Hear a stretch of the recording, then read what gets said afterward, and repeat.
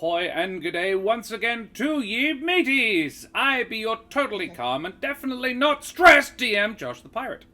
And it brings me more satisfaction than telling Commonwealth Bank employees exactly why their shitty bank and I left it with its shitty customer service to welcome me back to Corsair's Cove. And me another part of a new adventure in our Candlekeep setting. And Don't I need to bottle say, those feelings up, Josh. Just let them out. just letting them out. I need to say, Chocolate Wine, thank you very much for the follow, you bloody champion. Avast, matey, you wee scallywag. Did you just say chocolate wine? Dead set, Chocolate Wine is following us. Hey, Baz Hat, good to see you. Amazing. Lucky Red Two of Sparrow, my enjoy favorite your things. luck. I know, right? Those are, good combo. I may have to put some in the fridge. I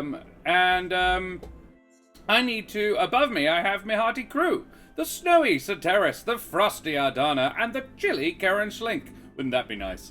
It's warm in here. It's very warm. So let's talk about these lovely folks, shall we? Unfortunately, we have had a couple of illnesses in the team, so we are down to 3. But the wonderful Ardanna was prepared to step in last minute, so we will continue. Thus, we persisted. So who the absolute heck are all of you guys? Terris, who the heck are you? Hello, I am Sir Terris, your friendly neighborhood ferret. I can be found bouncing around the internet wherever D&D or other TTRPGs are being played, most notably on the Lorex channel, playing Baldur's Gate, actually, from time to time. Don't actually stream myself right now. That may change in the future, and soon mice. Without any context, it's always great. And soon, mice. Ardanna, who are you? Hello, I'm Ardanna, or Joe, or Oi, you there, if my players are saying it. I am the GM and channel runner over at the Lorite, and tonight I will be playing Jenny Spinner, the currently rather crushed Autognome bard. What? Sorry. What? Why crushed? I don't know. What happened? We'll get to that in a second. And Terris, who are you playing? Oh, I am playing Hjort Horncaller, the Musator bard. Oh yeah, who doesn't turn anybody into anything? Yep. Yeah, who totally didn't accidentally crush Jenny. What? No. I mean, you didn't. You didn't. And Karen, who the heck are you?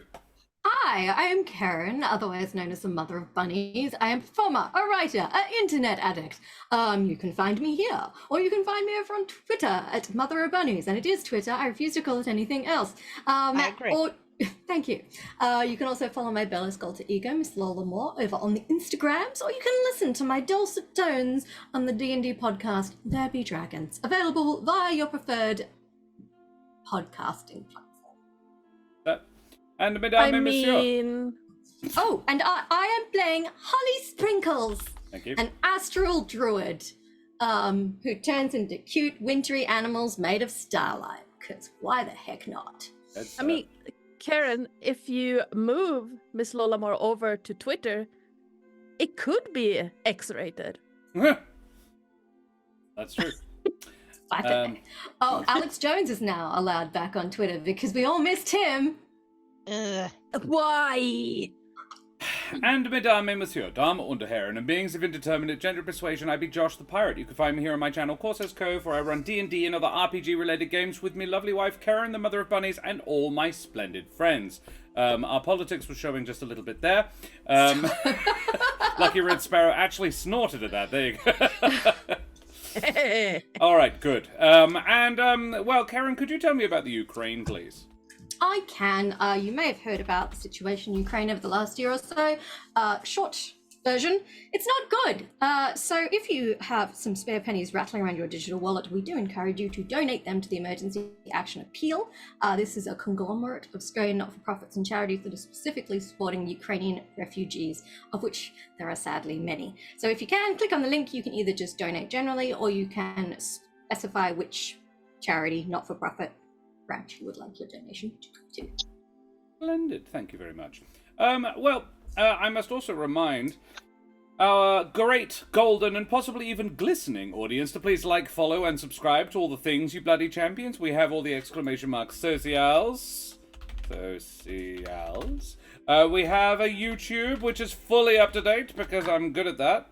So if you have any episodes you may have missed of this Candlekeep, what we are playing what now, this is the 5th day. So if you want to check out any of the previous ones, the first 3 were DM'd by the wonderful mother of bunnies, and have featured Jenny Spinner and Hjort Horncaller and myself as Dolph the Red previously, as well as some of our other wonderful friends, Zach and Jess, for example, Tony Karlstrom, the Devon Knight, a whole bunch of wonderful folks. Yeah, you can check all of those out on the YouTube. And we have a Discord if you want to come and hang out with us there. Ask the cast any pressing questions you may have about their characters, or about how we get into character, or any of those fun things. Share wonderful memes, pictures of your pets, that one's always really fun, and anything else you might want to do. Beyond that, we need to mention just a couple of quick little spooky things. First of all, Wooten Forge Gaming Accessories, creators of WA and possibly even the world's finest handcrafted wooden tabletop accessories, like this fine Jarrah Dice Keeper, or the Adventurer's Chest, what Ardanna is holding up to their face. And Karen has which one's that one? Is that maple? Yes. That one is, yes. Gorgeous woods. Leather inlaid, laser etched, beautiful things. Check them out at woodenforge.com/Corsairs Cove. And we get a Really cheeky little powerful kickback. magnets. Ow. Yeah, they are very powerful. Yeah, magnets. you can pinch your finger on this. Yeah. And my favorite thing about them... I struggle to open it without throwing my dice everywhere. My favorite thing about them is that the insides are padded, so that you can put your minis in there without risking them getting damaged, which is rather neat. And we are also affiliated with Troll Lord Games. The wonderful chaps over at Troll Lord Games have their own system, Castles and Crusades, which you can check out on their website, trolllord.com. They also have a Twitch channel, so if you want to see it played, you can go over there for some actual play, live streaming stuff. And they are also the final publishing house for the wonderful Gary Gygax of the Advanced Dungeons and Dragons fame. And they have just finished a Kickstarter for the re-release of some of his first original adventures. The Hermit being one of them, which is a classic that has been updated and made system agnostic, which is hecking cool. So you can check all of that shit out at trolllord.com. Now, guys, back to the adventure. Jenny and Hjort, who were both here before, so what the absolute heck happened last time? Many things. Look, there were a few things. Yep. Yep. Can you be more specific? We got sent to a pine forest where the trees have decided that they want to be birches instead of pines, and twist around themselves, because apparently that's fun.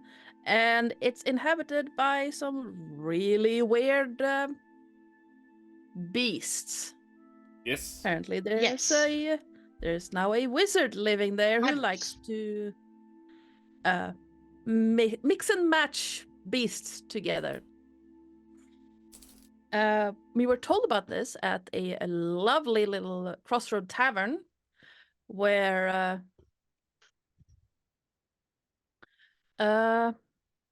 what's his name? Jesus. Nearly Jesus, thank you. Nearly drank the poor bartender out of house and home. He did. Yes. We talked to some interesting travelers, one being a Starian wannabe, named Nippolonius. Nippolonius. Hey! Yes. Yeah, I got him in. Woo! And we were told about that it was very odd that this well-traveled road didn't really have any travelers right now, because apparently it was very safe, and bandits apparently didn't appreciate being eaten by chimeras, if you want to call them that. So they stayed the hell out of the forest. Fairness. Not entirely sure how we got away from there, but we traveled a bit upstream, found a path into the woods. Hjort nearly getting stuck with his antlers again. Yeah. Called antlers, yes. And we were ambushed by flying pigs. Boars. Owlboars. Yes. Owlboars, yes. And then, on top of that, as we were fighting the owl boars, Fropians? Yes. Fropians, yes. Yeah, Fropians showed up. So, Mr. Hjort, in a bit of a panic, decided to turn the barbarian into a sperm whale, which crushed us all and nearly killed Hjort. Oh, I remember this now. So not only was Jenny caught in the claws of a Fropian, being slowly crushed to metal bits, suddenly there was a sperm whale on top of her, trying to crush her to bits. We just forgot how big sperm whales are, and so everyone was rather clustered together. That was supposed to be a T-Rex. Oh, Tony, if you want to hop in, you're very welcome to. Ooh, we might get person 4 after all. Ooh. Yeah. Nice. So, nice. if we're waiting for that, someone give me a hand here. I've got a selection of tarts. And I want to know all if of them. I want to know if I want to try the tamen. What exactly did you just call me? The lemon, the dolce de leche. I don't know how to pronounce Dolce that. de leche. Dolce de leche, or sweet cherry crumble. I also Look. just have lemon and raspberry over there. But... I like as much as I love dolce de leche, sweet cherry crumble is I will sounds try amazing. this. I had to make up a certain amount to get them to deliver my milk, so. Oh, the tragedy! You had to order a bunch of tarts to get your milk delivered. How will you survive? It was a 6-pack. It was a 6-pack for Six-pack of $10 from tarts. Coles. Oh my god! Shush. I do also Seriously. need to make an announcement regarding the spell Silvery Barbs. Yes. So last session there was a couple of instances of casting of that fucking spell, and I Sorry. have now clarified my position upon it. I did react, I'll be honest, let's be fair to me, somewhat saltily. The first time a nat 20 was noped by it. And I have now figured out exactly what the fucking issue was. And I think I've solved the problem. And I'd certainly like to try it out. Because fundamentally it just isn't particularly fair on the DM to have that sort of bullshit. So I think the solution is, it is essentially a transfer of advantage. So you can only cast Silvery Barbs on somebody if they are attacking or casting something with advantage. Any advantage roll, it can be used to nope the advantage. Not to impose disadvantage, just to take the advantage from somebody and give it to somebody else. And I think that A, makes a little bit more narrative sense, and also B, isn't anywhere near as much of a dick punch. And it also makes it nicer when I finally get to do it to you guys. I'm sorry I punched you in the dick, Josh. It's okay. I know it wasn't intended with any meanness at all. So Who nerfed my nat 20? Because I got a nat 20 silvery barbs as well. it might have been Ardanna. It was either Ardanna or me, because you had us both. That was me. Yeah. You got us both. Yeah. And then later on, and here was the trick, because the first time it happened, I was like, oh, fucking, that's mean. And the second time, I actively invited it. Both times were used to stop a nat 20, but the second time it was a nat 20 with advantage. And I was just like, I'm still going to hit, I'm just not going to crit. And I don't mind that. Yeah. And I think it was like, that's the trick, and I think that's what we need, the way it needs to be fixed. It also means it happens less, but it doesn't mean it doesn't happen at all. It's still a very useful thing, if arguably it's just not quite as insanely OP.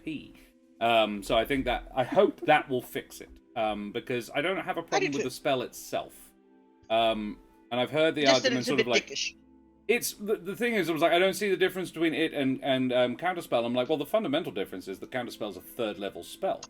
You can't just keep You burning can't just that. burn that. Whereas by level 8, most of your first level spell slots are pretty much free for shield.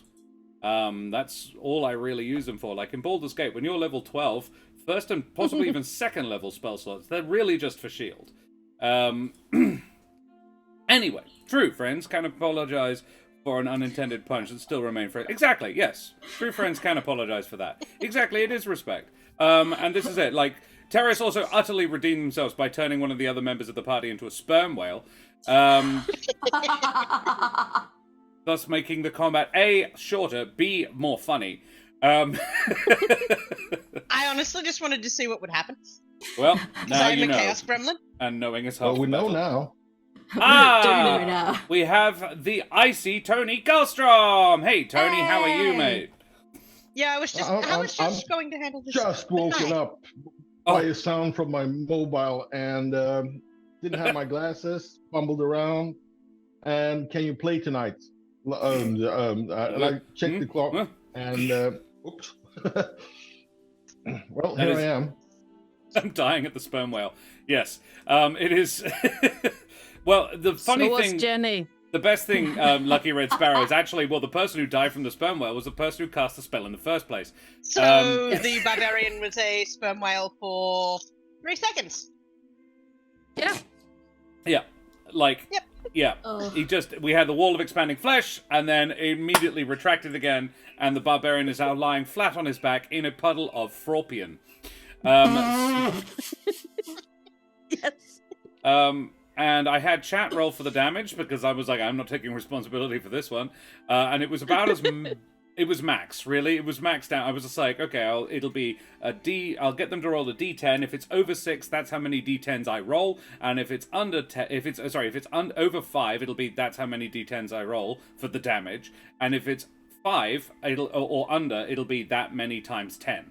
And they got a 5, so it was 50. So 50 points of damage, which killed not only all the enemies on the ground, but also most of the players. Gazoos and Jenny finished the combat on 7 hit points. The barbarian was fine because he was the whale in question, and Hjort was unconscious. And we I left did this myself. I have no regrets. We ended the combat. The funny part is that Jenny has 59 hit points. So yeah, that was most of the damage Jenny took. Well, Jenny only took half, because she was held by a Fraupian who took the brunt of the damage. Yes. And was killed by it. No, that was the one that didn't die, because that Fraupian was on full health. So that one was trying to run away from the whole business and then get split up by the barbarian. Played by the wonderful AJ Cross from the Eldritch Scribe. We ended the session with Hjort, Jenny, Gazoos, and Jacked Frost sitting down to a lovely meal and a short rest. The meal consisting mostly of spitted flying boar. Pigs do fly in this forest. And, it was an owl boar. A spelling mistake in someone's recipe resulted in a different kind of flying monstrosity. And there is one on the screen right now, actually, as well, if you want to know what the owl boar looks like. So, should have gotten my popcorn. Right. Thought you were lurking, Lucky Red Sparrow, but you're very welcome here. They have just sat down to that. Then green, sparkly lights surrounded Jacked Frost, and Jacked Frost teleported away just as they were tucking in. And my phone appears to have just died. Great, so... We've just shifted Karen over one. Don't worry, I'll just fix that. And in his place, we find a little elven woman. This elven woman in question could please describe themselves. Yes. Holly Sprinkles is I'm pretty sure she's just average height. I don't think she's particularly tall or short. And she wears a long, fur-trimmed red cloak. And kind of wispy, fun, kind of white, flowy, wintry sort of robes underneath that.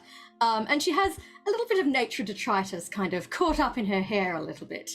Giving her sort of almost a floral crown, but kind of in a tangled sort of a way. And often there's a bird in there as well. Whether there is a bird in there currently, not 100% sure. We'll find out. And yes, do I land like on my feet, on my butt? How am I? Everyone was sitting having a plate of roast boar. So you find yourself sitting on a log next to a pleasant little stream, probably about 30 feet wide and only about 3 feet deep.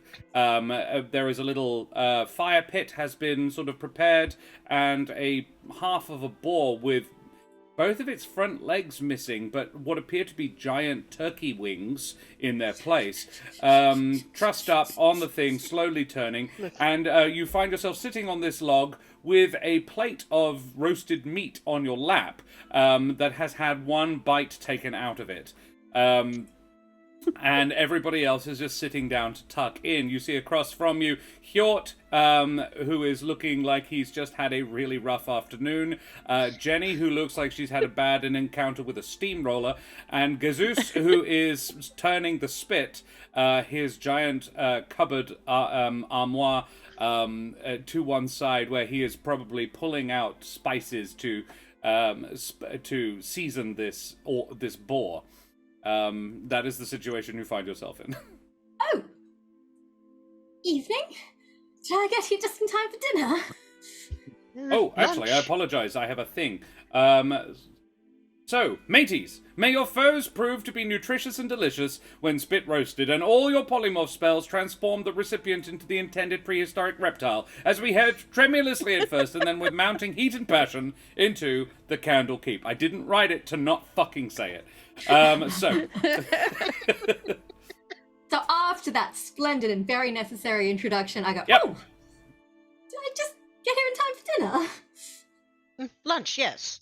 Oh, lunch. Oh, yes, it is That's daytime. not Hjort's voice.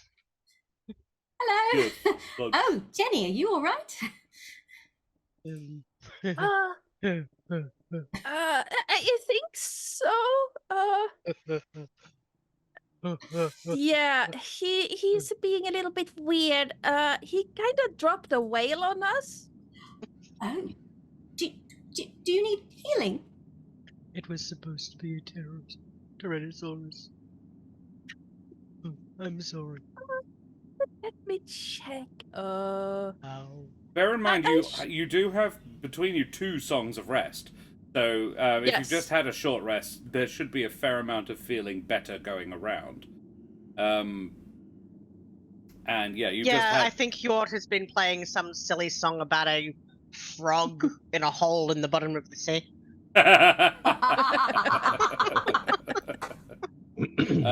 So yes, you can all roll your hit dice, and seeing as only one of you wasn't here last night, but actually it was 3 nights ago. But yes, on the 5th day of Candlekeep, Jenny brought to me as many music songs that help healing as she can, yeah. The Holly, you can make me a perception check if you like. Madam Sprinkles.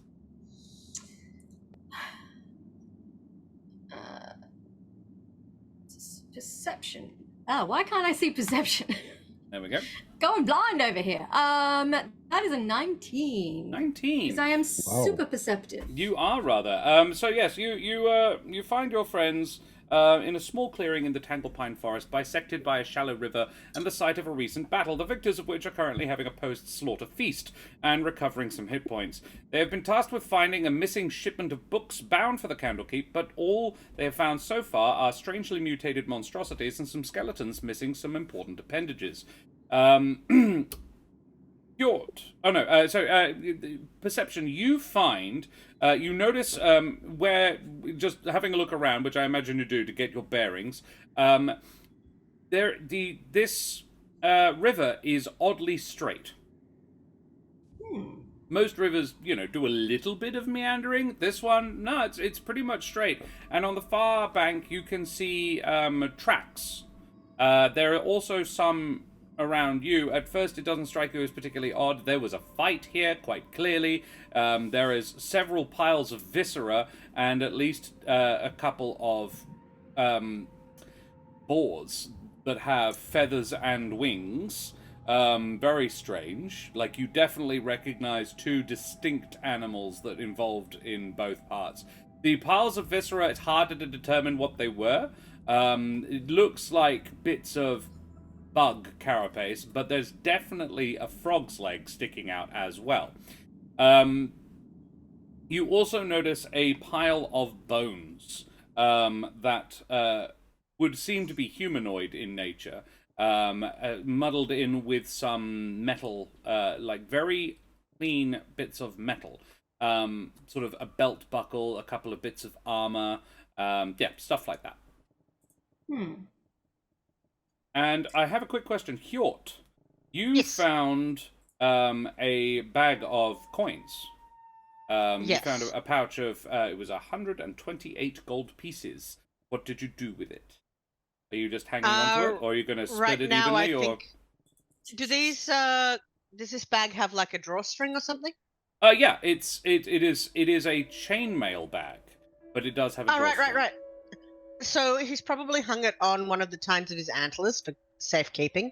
Yep. But anyone who wants to grab a hold of any coins out of it, he's not going to stop them. Very well. Hjort has a decorative silver and gold ornament hanging from one of his antlers. It's probably quite heavy, Hjort, but I don't know if you mind. I mean, his rack is pretty heavy, so. Yeah, that's true. Yeah. Thank you. That's all I wanted to know. Right, okay, so yeah, what goes on? Well, you look like you've had quite the morning. We What's had a whale of a time. Was the title of the last episode.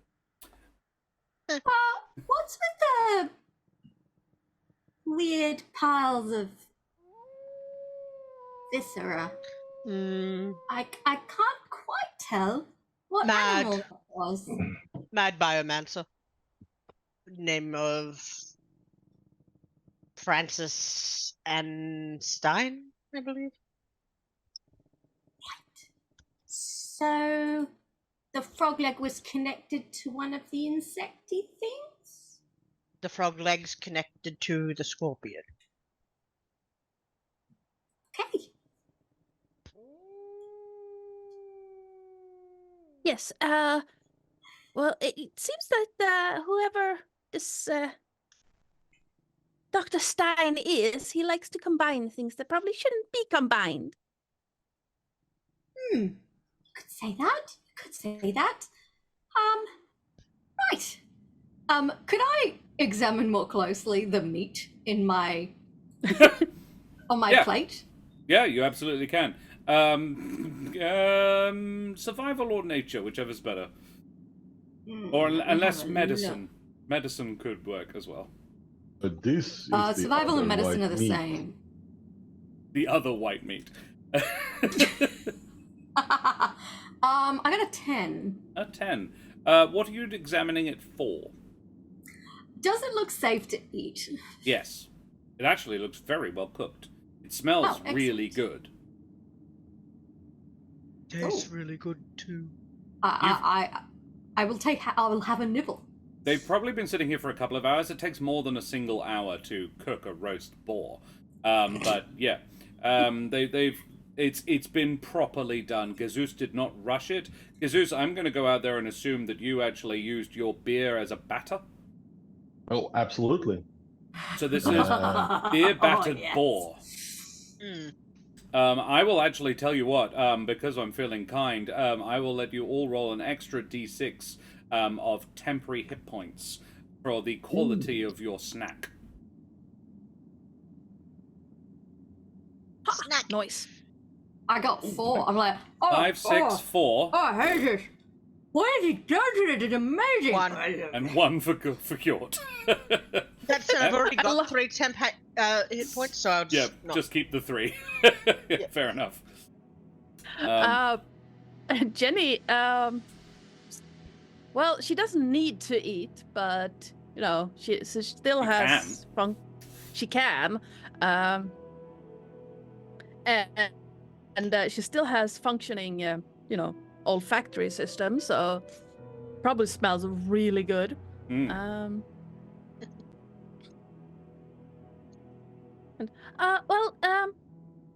I think. Well, after we're done here, we should probably try and find the where Missing books? is Dr. Stein? Oh, the books. Oh, yes, of course. I forgot about the books. I'd just like to say that like Holly is eating this in a very unladylike manner. She's got sauce on her face. She's In the just manner like, of a bear, just tucking in. It's like, oh. My George name is- is Jack every time they blamp for now. It's great. Yeah, Hjort is busily cutting bits off of his piece of boar to feed to his mice. Oh. Oh, right, yes, of course. And the hole in your heart, thank you very much for the follow, you bloody champion. Avast, matey, you wee scallywag. The hole in your heart says, I love her, presumably referring to Sprinkles. I'm rather fond of her too. Sprinkles is actually my elf when I Santa, normally, as well. That's kind of fun. That's where Sprinkles came from. So this is a character Karen has played for many hundreds of hours. Right. So you wrap up your luncheon, probably literally, because don't leave any of that to go to waste. You take that shit with you. Probably some of it goes in Gazoos's armoire of holding. Absolutely. And yeah, you make your way back to the road. Excellent.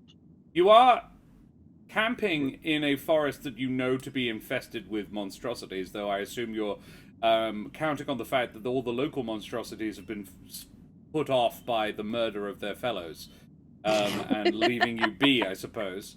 The road is no more than 200 meters away from you. You're not a long way off the path.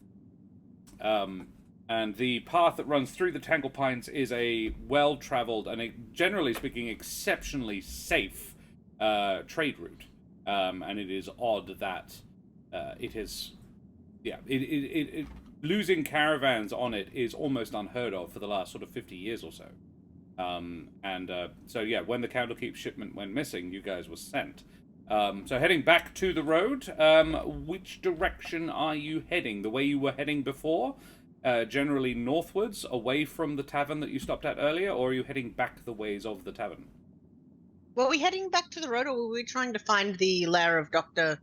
Stein? If you have decided to look for The the lair of reason we Dr. ended Stein, up in this fight was because Jenny saw something shiny. the shiny of the metal of the bones, yes, the bones and the armor and bones, which, while you're sitting there, I will give you for free because there isn't a huge amount to look at and you've got a couple of hours. So I'm going to assume that someone has, at some point, examined these a little bit more closely, so you can take the 20 minutes. Yep. The bones have been stripped of everything. It is up to and including, like, the marrow. They are completely denuded of anything squishy organic.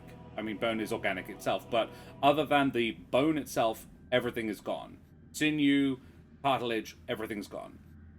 The metal is all tarnish free. I'm kind not of sure. I'm not sure Hjort would understand this, but I think that probably means that this has been digested and regurgitated. Thank you for the sub, hole in your heart, you bloody champion. Yay. Unregurgitated, nonetheless. You can certainly roll a survival or... No, it'd probably be survival. Hjort has advantage on that, so I don't know why, but he does. Can I roll as well? See if I can. Advantage or proficiency? 13.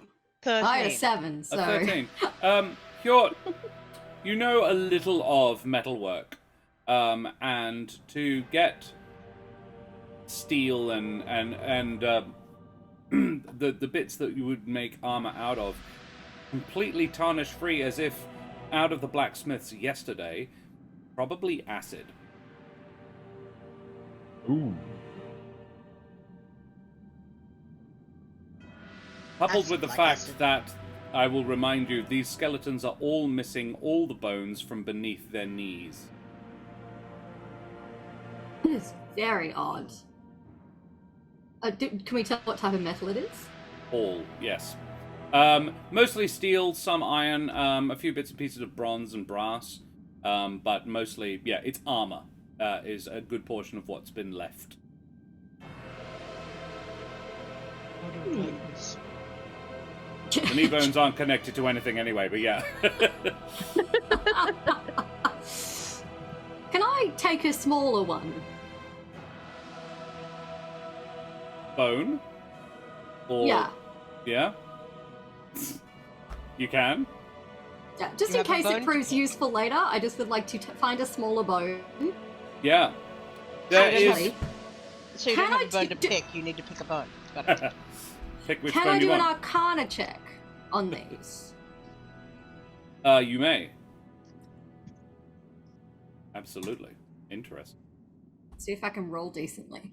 Hey, 19. I would consider that decent. Ooh, that's pretty Jesus, good. You're rolling Okay. like a devil tonight. Okay.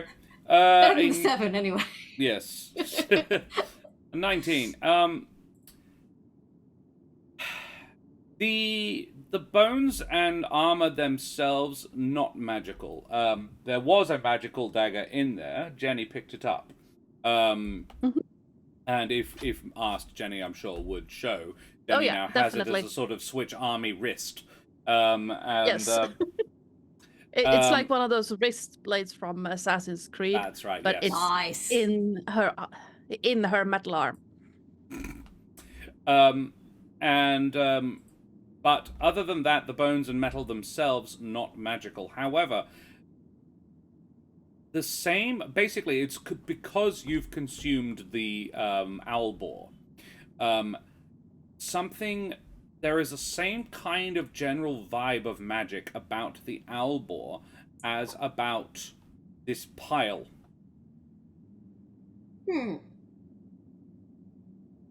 And I will also give you that the pile is jumbled. It's not like if you were to lay a body full of covered in armor down, cut its legs off, and then dose it in acid. That's what you get left. It's more like you got all of those things, put them in a big jar of acid, shook it all up, then rinse the acid off, and just dumped them. That's more sort of what you found. It's a pile of bones, not a bunch of skeletons lying on the floor. Right. And there are So- no legs. And no legs. No legs. Why have they cut all the legs off? It's just very odd. Are they making a Someone that's multi-legged collecting beast? boobs? Oh, Sorry, what was maybe that? they're making a centipede. Oh, A human Ooh. centipede? I Ooh, hate that- No. centipedes. They taste funny. And now I have that stupid song stuck in my head. Ardanna has glared at me. I am sorry. I am sorry. Well, but not all of these are probably human. I don't really know that much about anatomy. I think it's the word. And they have no feet, so I can't tell if any have hooves. Being a naturey sort of person, could I check to see if I can identify species from the bones alone? All humanoid, but hard to say. But you'd guess sort of in the elf, dwarf, human, orcish area. That sort of neck of the woods. No halflings. They're all sort of between 5 and 6.5 feet tall, or at least they would be if they had their legs. You know, similar builds. You'd guess maybe mostly male. Huh. So that's a crapshoot, as it turns out, because hips don't necessarily tell you anything. The hips can lie. Yeah, but Yeah. I'm guessing the armor would indicate if there were lumps or not. Actually, fun story. Most breastplates, no, you don't want boobs at all. They might have a little bit of a in front, but not really Yeah. most of the time, because they would tend to stick out anyway. Yeah, most female armor was shaped exactly the same way as male armor. Do any of them have like little love hearts and flowers on them? No, this is it. There isn't even any cotton. It's not clothes left. It's the occasional bit of metal. Leather, none. So- Gazoos found a breastplate, and he's going to have to repair it if it's going to get used, because all the leather straps are missing. So everything organic is gone. Except the bones. Except And Hjort found a pile of coins in a bag, Oh, a metal bag. I have these. He's going to pull the pouch Pretty much, Avis, yeah. off his antler and jingle them at Holly. Sorry, I have the hiccups. That's fine. Are these like modern coins? Like, Yep. yeah, okay. They're not like weirdy oldie. I mean, you can make an investigation check if you like. Look. So I'm guessing not bandits then, because they would have taken the coins with them. Yeah, and why would they have doused everyone in acid? A 12. Yeah, Sprinkles, they look to be a selection of local coins, probably minted locally. This isn't in a kingdom exactly. It is a trade route really between several city-states. A few of them are... few of them were minted in Silvery Moon, but a few others from all over the shard. A couple even Baldur's Gate. This is all very strange. I think so too. I'm very far away. Oh no. If this thing eats organic things, the books. A book's Oh. organic? Honestly, I'd gotten a little bit caught up in the whole might be being dissolved down to my bones, and I'd kind of forgotten that there were books.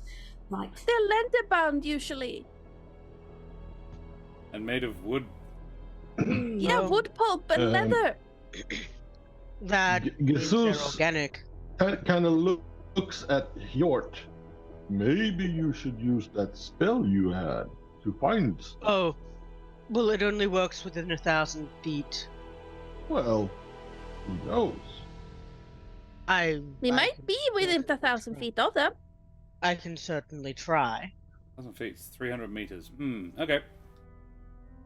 There isn't like a creepy tower or a lab with lightning striking it nearby, is there? No, it's actually quite a pleasant day. The sun's out. It's quite nice. The woods themselves are a little like tangled and weird. But yeah, it's actually quite a pleasant day. I Josh, just got a Yes. really dumb idea. would Hjort know the title of any of the books that were being shipped?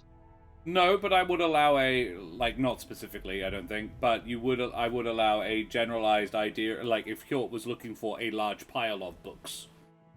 Okay. Well, also, the books are from Candlekeep, so technically you could just define it as books from Candlekeep. Well, actually, it's actually books for Candlekeep. These are new books. Being I thought added these to the were collection. books that were supposed to be returned. Probably a combination of old and new, actually, yeah. But mostly these are actually new books. Okay, so yeah, he will try to find a large collection of books Very well. within 300 meters or 1,000 feet. Yep. I might suggest you wait until you get back to the road. That might be an idea. Yes. Just because you're 200 feet away from the road, 200 meters away from the road. That's. See, I thought we were already back there. Oh, yeah. Yep. You have gone back to the road. Cast the thing. Okay. That's the thing. One short stroll later. Yeah. I have Go for cast the thing. Short for everybody but Hjort, for which it is actually quite difficult because he's having to sort of maneuver a broad rack of antlers. So who has the coins? Sorry, Hjort gave them to who? Holly. Cool. Yeah, Holly. Yeah, that's all you found about them. Right. Yeah, you get back. Hjort, 1,000 feet. I'll tell you what. Ooh. Hjort, not within 1,000 feet, but at the very edge of your perception, you get the feeling of south.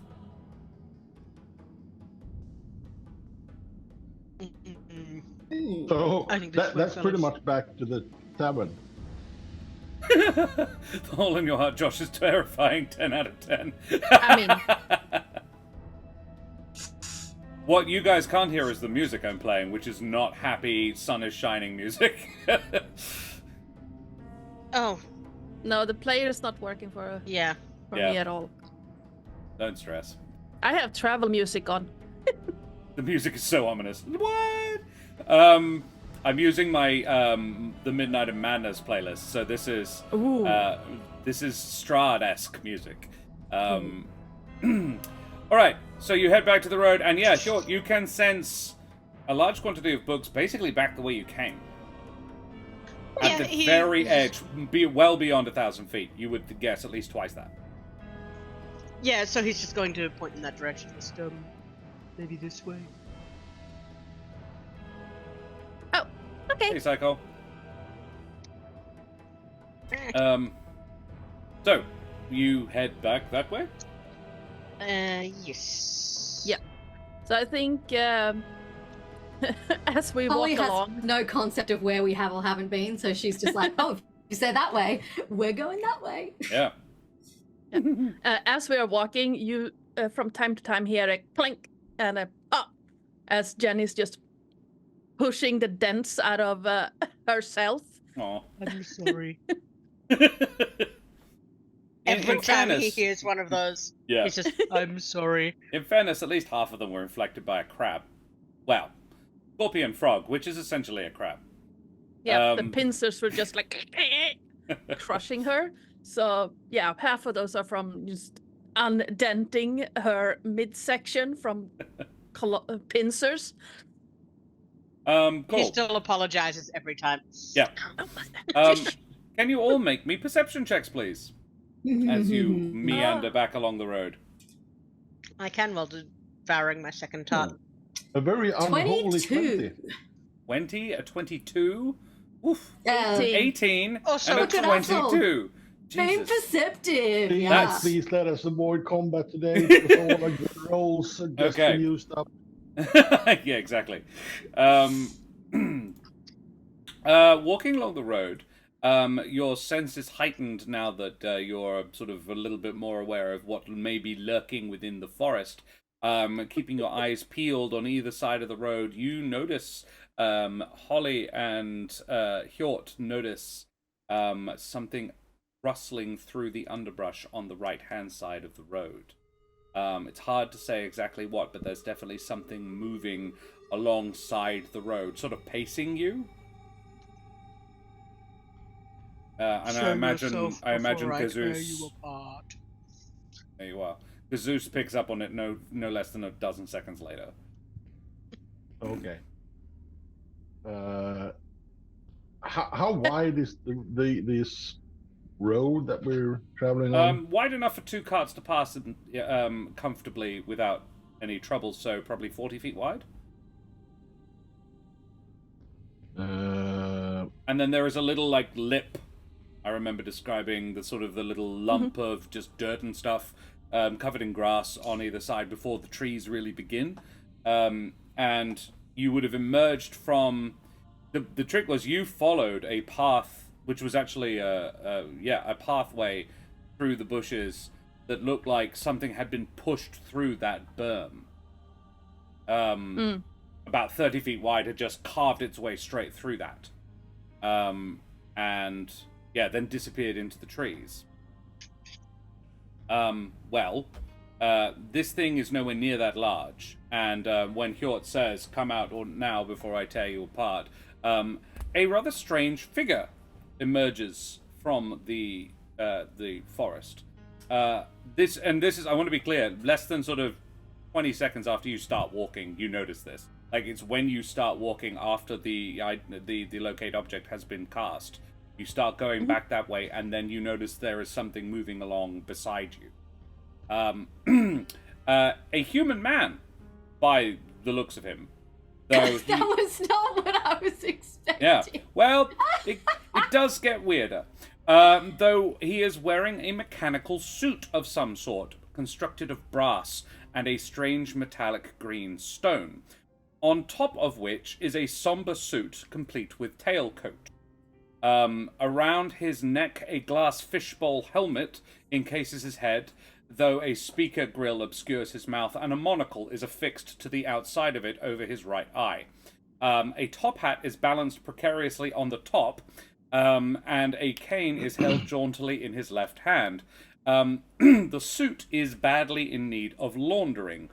He emerges and walks towards you, sort of, hello! The man within it looks little better. He seems young, though prematurely bald, and a light green mist wafts around within the suit. He appears to have been on his feet for days. However, he waves cheerily as he approaches. Hello there! How are you? Pleasant afternoon. Hello. Didn't mean to startle you there. I didn't mean to startle you at all. Sorry, I was just having a wander. Oh, are you also from the College of Creation? No, I'm no, I see, no. No, I'm rather in the business of creation, though, my dear. Who, if you don't mind, who's responsible for you? You are rather marvelous looking.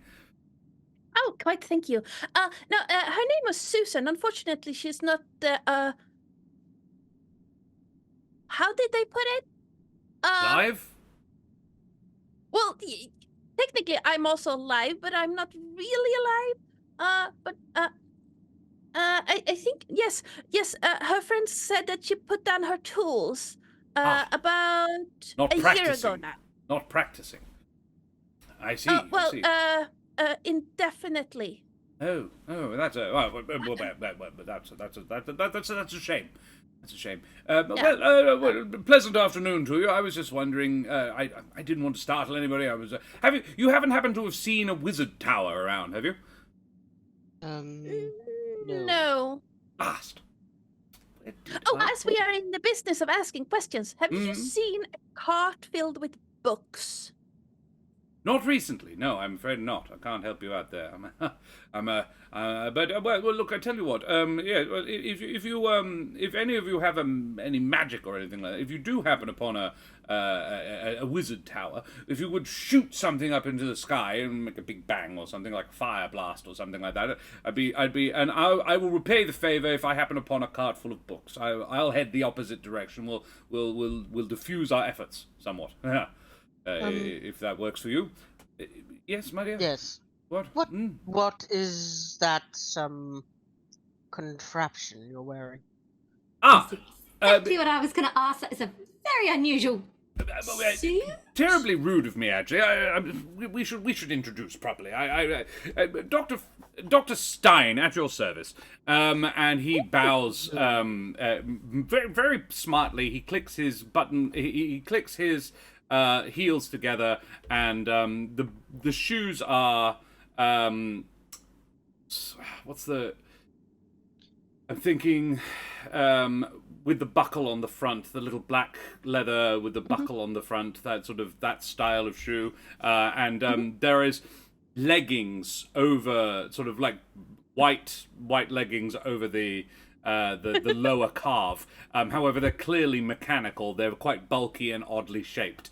Moccasins, possibly moccasins? I don't think so. No, that's more. But yeah.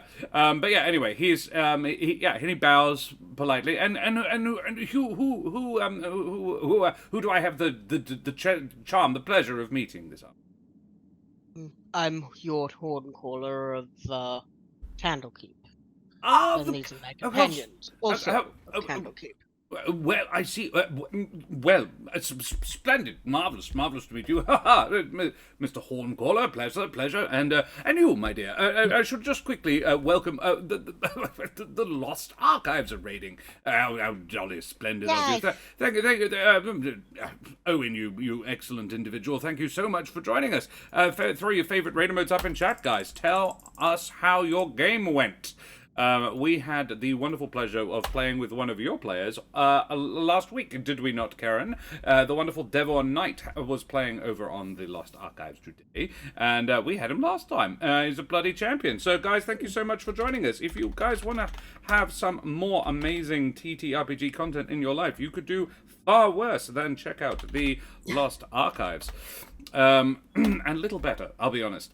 So check them out over there. They were... Is this Strahd this evening? I think it's normally Strahd, but they might have been doing something else tonight. So yeah, guys, check them out there. Thank you so much for the raid, and we shall continue with the story. We are having a little Candlekeep adventure, but it's not actually from the Candlekeep Adventures. It's from the Heliana's Guide to Monster Hunting. But I'm not going to tell you what it's hunting because they haven't found out yet.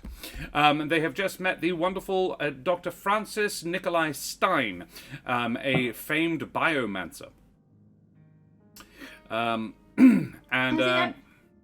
he actually told us what his suit does? Well, he's introducing himself first, and you, my dear, indicating Jenny, who he has thus far been interested in. Name's Jenny Spinner. I'm also of Candlekeep. Of course, yes. Well, yes, all of you of that august institution. You, madam, my dear. Holly Sprinkles.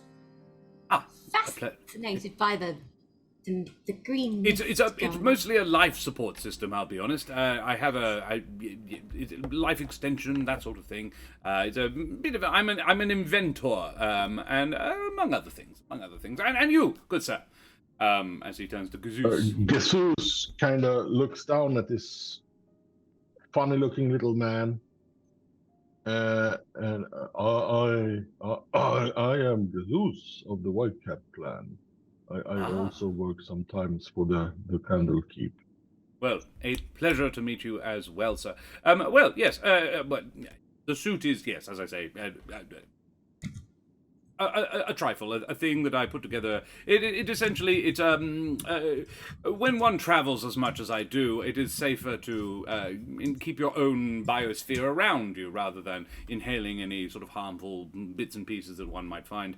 And do we actually see a person inside, or is it a fish inside? No, it's not a fish, it's the person. There is a human face talking to you. He looks quite young, to be honest. Though prematurely bald, but he would seem to be a human man. And that suit would be acid resistant, I presume. Can I make an Arcana check or something to determine that? You can. Arcana would probably be it. My strong suit. Here goes. Me checking if I have like acid spray or something. It's not his. It's not his strong suit either. This is his going. Well, so Tony, having a quick look at his suit, the suit has seen better days. It looks like he's been bushwhacking for at least a couple of days, on foot. This is an Ardanna check, please. Well, let's just check in. How are you, Ardanna? Are you doing all right? Yes. Excellent, good. Now we have an Ardanna check. I'm a bit fidgety, so crochet. Fair enough. But you know. But you don't get any magic sense off the suit at all. Actually, the life support system underneath the suit, you would guess, is probably acid resistant, given it's made of metal and stone and glass. But the clothing on top of it, probably not. Oh, okay. You are looking for a wizard's tower. Is it your own tower you are looking for? It is. So. It is actually. Yes. It's a little embarrassing, I suppose, but well, it's not where I could have sworn I left it. I was on sabbatical, we call it. Basically, I went on a holiday. I was enjoying the beaches on the astral sea, and I got wind. I got news that there was some kerfuffle. I suppose would be a good way of putting it, going on. And I thought I'd come back, best come back and check up on things. So the mode of transportation I booked dropped me off a short distance from where I could have sworn I left my tower. So I went the last couple of 100 meters on foot, because I not sort of advertise the exact safe approach of it particularly thoroughly, but yeah, I got there and it was gone, and well, it's highly unlikely that it's just wandered off, but it would seem to indeed have, which is awkward. But that was going to be my next question. Does your tower have a habit of moving around when you're not in it? No, it's not invisible. Like you didn't like. It's warded. Try to touch it. It's obviously quite heavily warded, which is I would say, arguably more reason why it shouldn't just wander off. I did leave my brother, well, half brother, sort of in charge and making sure everything stayed all good. But it can't get up and wander, and he's nowhere near gifted enough of a wizard to make it do so. So I haven't the faintest idea what happened. Why can he not wander? Well, he could wander, but the building can't. He could always, and it's not dreadfully safe. I don't know if you know, but these woods are actually full of monstrosities inside. And I'll be honest, a few of them were my own creation. They are very tasty. We were accosted. I apologize. Well, it is famously good to stick to the path. The wards are active, I have checked. So the monstrosities cannot come onto the road itself. So if you leave the road, you are sort of taking your life by the ears, as it were. So I apologize for any inconvenience, obviously, but it is well signposted at both ends of the track. Oh, also, it seems that the river has decided to be an irrigation system instead of a river. River? It's very straight. Yes. That's odd. Well, yes, a river usually meanders. Yes. How? I can't explain that one at all. It's a river around here. It's a pleasant little thing, but it's barely Why more than a don't you stream. walk with us a little bit further? There is a tavern over there, just half a mile or so. New one, is it? Taverns around here. Excellent beer. Is there? Oh, well, I won't say no to one of those. Possibly if they have a whiskey. How long were you in the astral sea? Local time about 6 months, I would have thought. The tavern looked Does older that than stack that. up with anything we heard about the appearance and problems with bandits? I have a small question, Josh. I will answer Tony's first. No, it doesn't. The bandits are far more recent. Okay. Or, things going missing, you would say no more than 3 or 4 weeks. Terris? You have an inspiration from the lovely Lilith? It's for Hjort. Yes. Thank you. Hjort has a spell called hallucinatory terrain, Mm-hmm. right? As he's learned this, would he, at the very least, be aware of the more complex versions of this, like the ones that are far beyond him right now in ability? As in That could manifest a tavern out of nothing. Yeah, because there are larger, bigger spells that do bigger areas. Major and illusion do and that more sort things. of thing. Yeah. Yeah, that actually change the terrain as well. You work in a magic library, absolutely you'd be aware of stuff like that, yeah. So his thought is perhaps it is something like that. Is there some kind of check he could make to figure out if they are in an illusion? It would be Arcana. Although if he voiced it, you could also get the others to do it as well, including the very powerful biomancer you have just met. Yeah, so I think it's just, I have a spell called hallucinatory terrain that has been known to, change the environment where now bigger, more powerful spells along the same nature could possibly make it appear to everybody that the terrain has been changed in such a manner, including taverns and what have you. Oh. Well. Yes, make an Arcana check. I will. Oh, that's not bad for Hjort since he's got a +0 to it. And Holly gets a 16. And is now struck by the paranoia that nothing is real and everything is a lie. Did she really just eat food? I tell you what, can I get somebody in chat, maybe Hole in Your Heart? Could you roll us an ! Arcana, please? And that will roll an Arcana check for Dr. Stein. That could be interesting. I'm sorry if you can hear terrible rumblings. My cat is inside a paper bag, just demolishing it. That's all right. I cannot. Hjort and Holly, it does not seem that you are in an illusion. Where you currently are feels very... Ooh, Bear Glove has rolled a 2! No. Yay!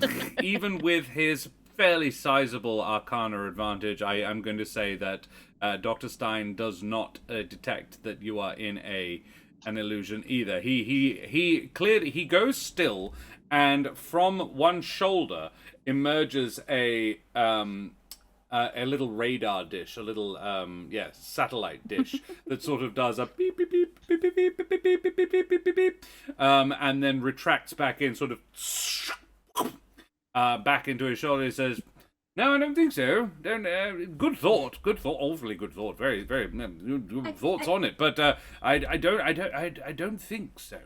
Doesn't look like it. And yeah, Holly, this tracks. There's definitely magic shit around, but it's not. Yeah. Wait a second. Could I pull out the bone I scavenged You certainly can. and show it to Dr. Stein and be like, we found these bones and everything had kind of been stripped away from them and they were missing the legs from the knee down. You wouldn't know anything about that, would you? Legs from the knee down. That's a new one. Well, that is worrying. Well, I'll have a look at the bone. This rhymes with orange. Could you please roll me a nature check? ! Nature for Dr. Stein. With his +5 intelligence. Yes, he's probably going to do reasonably well. A 9 Josh, +5, 14 years. may I roll an insight check on the way he was bumbling about that? Because it sounds like maybe Hjort is under the impression that maybe he does know more than he's saying. My kitten is standing on my thing, so I am sorry about all the rolls. That's a 20. I was It's so Arcana happy rather before. than Insight, but... That was my kitten rolling. That was not me. He was standing on my mouse. That was a good roll, Raw. It's a good roll, solid Raw. work We'll there. take it. Yeah. I need more points. Jenny has inspired. Yes. So, he does seem I will to. roll insight. Oh, just use the 20. Okay, I'll use the 20. I mean, or a 19. Either way, pretty good. You get the general impression of not super good with people, a little bit confounded and confuzzled, and pretty tired. But no, you think he's probably is being on the level with you. Okay. He does have a look at it, and the monocle twists in its place, and then moves a little bit further away from his face on a little telescoping little holders as he holds this finger bone that you've brought up with you. He goes, acid, definitely acid, eaten away. This is digestion, would be my guess. Somebody got eaten, but regurgitated without the legs, you say? Mm. From the knee down. Oh. How odd. Yes. Well, that is concerning mostly because I haven't created anything with a taste for legs. Get off. People generally, not a problem, but plenty of things I have created could definitely leave a bone in this condition. mimics and the What like. about that's those all. scorpion monstrosities? Ah, the Fraupians. Oh dear. I'm sorry. Yes. They wouldn't. They wouldn't. I mean, they might, but they wouldn't lose the legs first. They'd eject something. Were the bones intact? Yes. Because the Fraupians chew.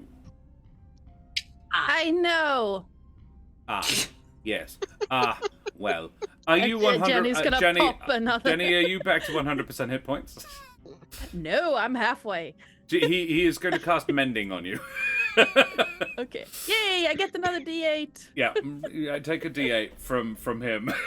He's like, and he taps his cane. He says, I apologize, and very gently taps one of the dents on you with the tip of his cane, and it pops back out.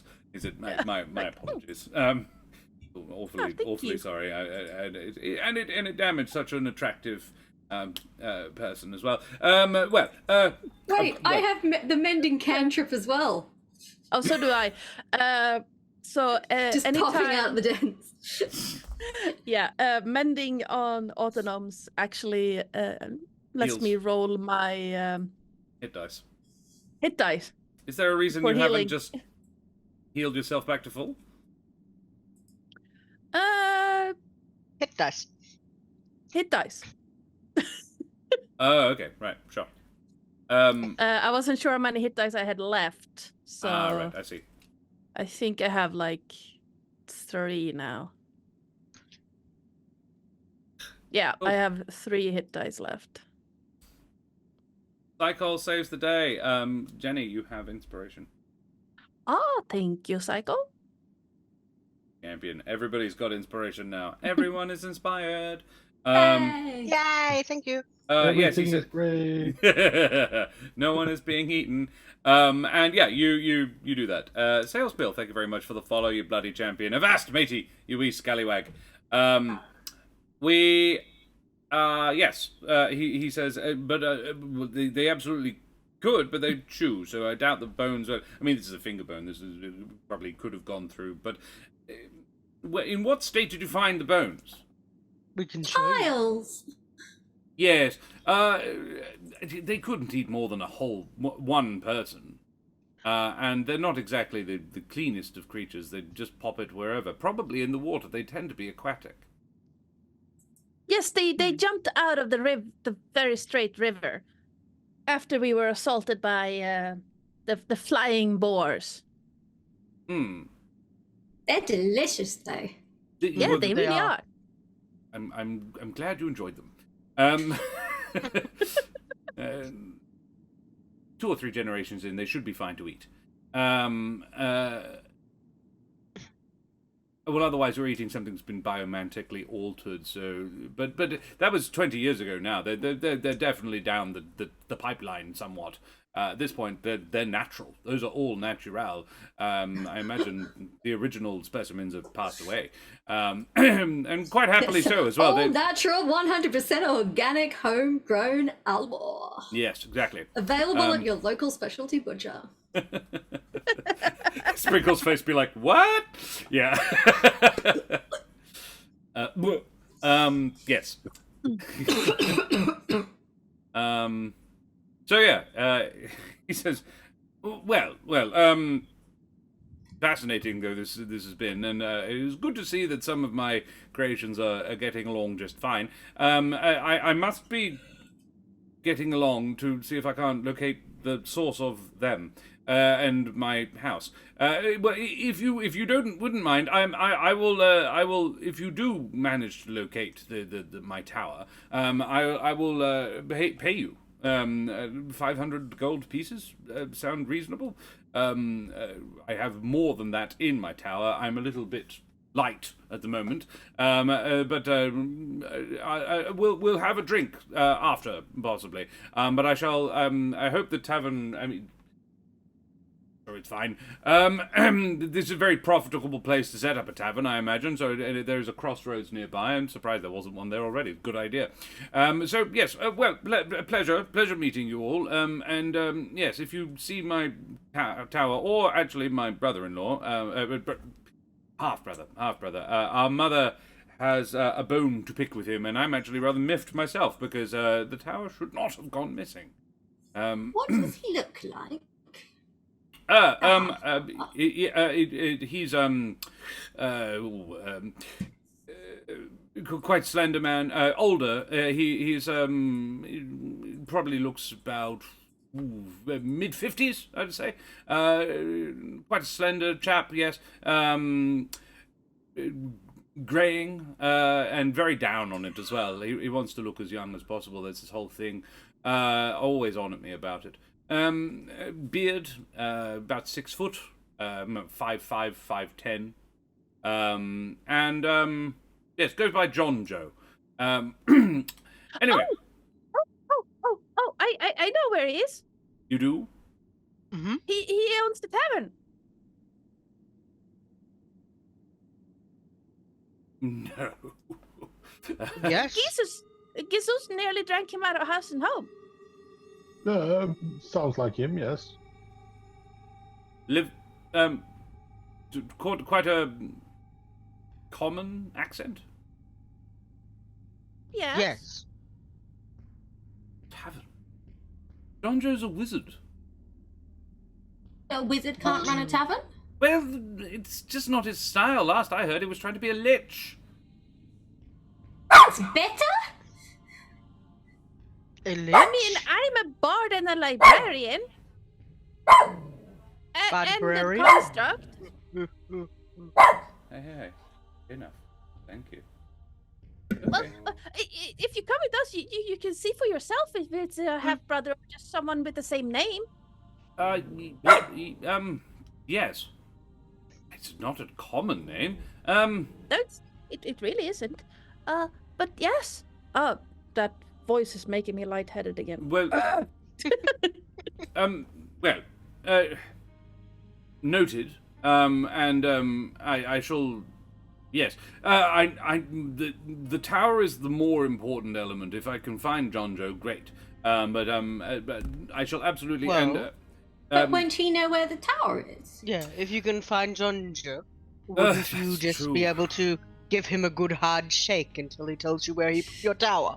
You point your finger in his face and go, "Where's my tower?" Yeah, well, actually, valid point. I shall come with you then. Thank you, jolly kind of you. Yes, all right. Well, shall we? Let's. And I'll buy you a Yes. drink. I would. Oh, that sounds good. Splendid. And if it is John Joe, then he can bloody well buy us some drinks for himself. So yes, Dr. Stein accompanies you down the road, and it was only about a half mile before you find the crossroads where you found the tavern. Interestingly, it's not there. I knew it. Oh. What? Is this a was very here? small tavern? No. It was a large No. Tudor building. 2 Yeah. stories, maybe 3. A lot of windows.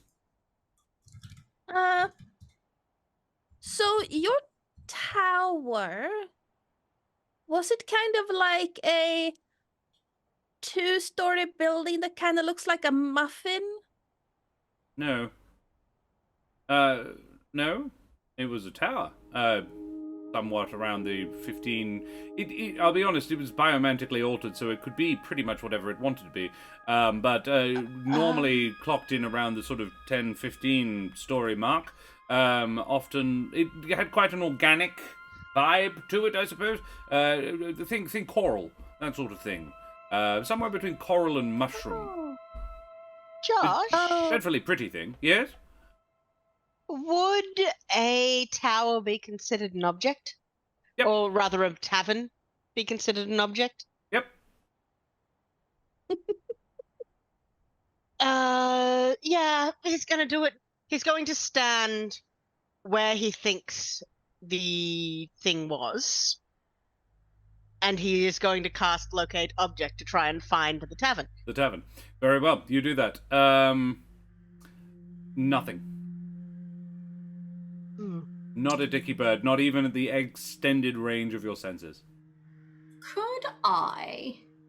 Jenny, Gazoos, and Sprinkles may all make either survival or perception.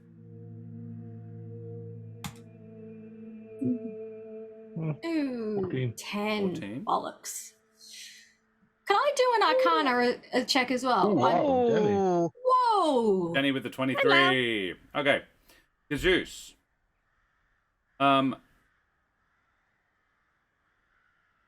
You will note tracks that were not here before.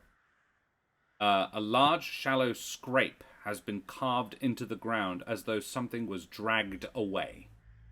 Pretty much where Hjort is standing. It's about 30 feet wide and heads into the forest. Around it are the footprints of dozens of people.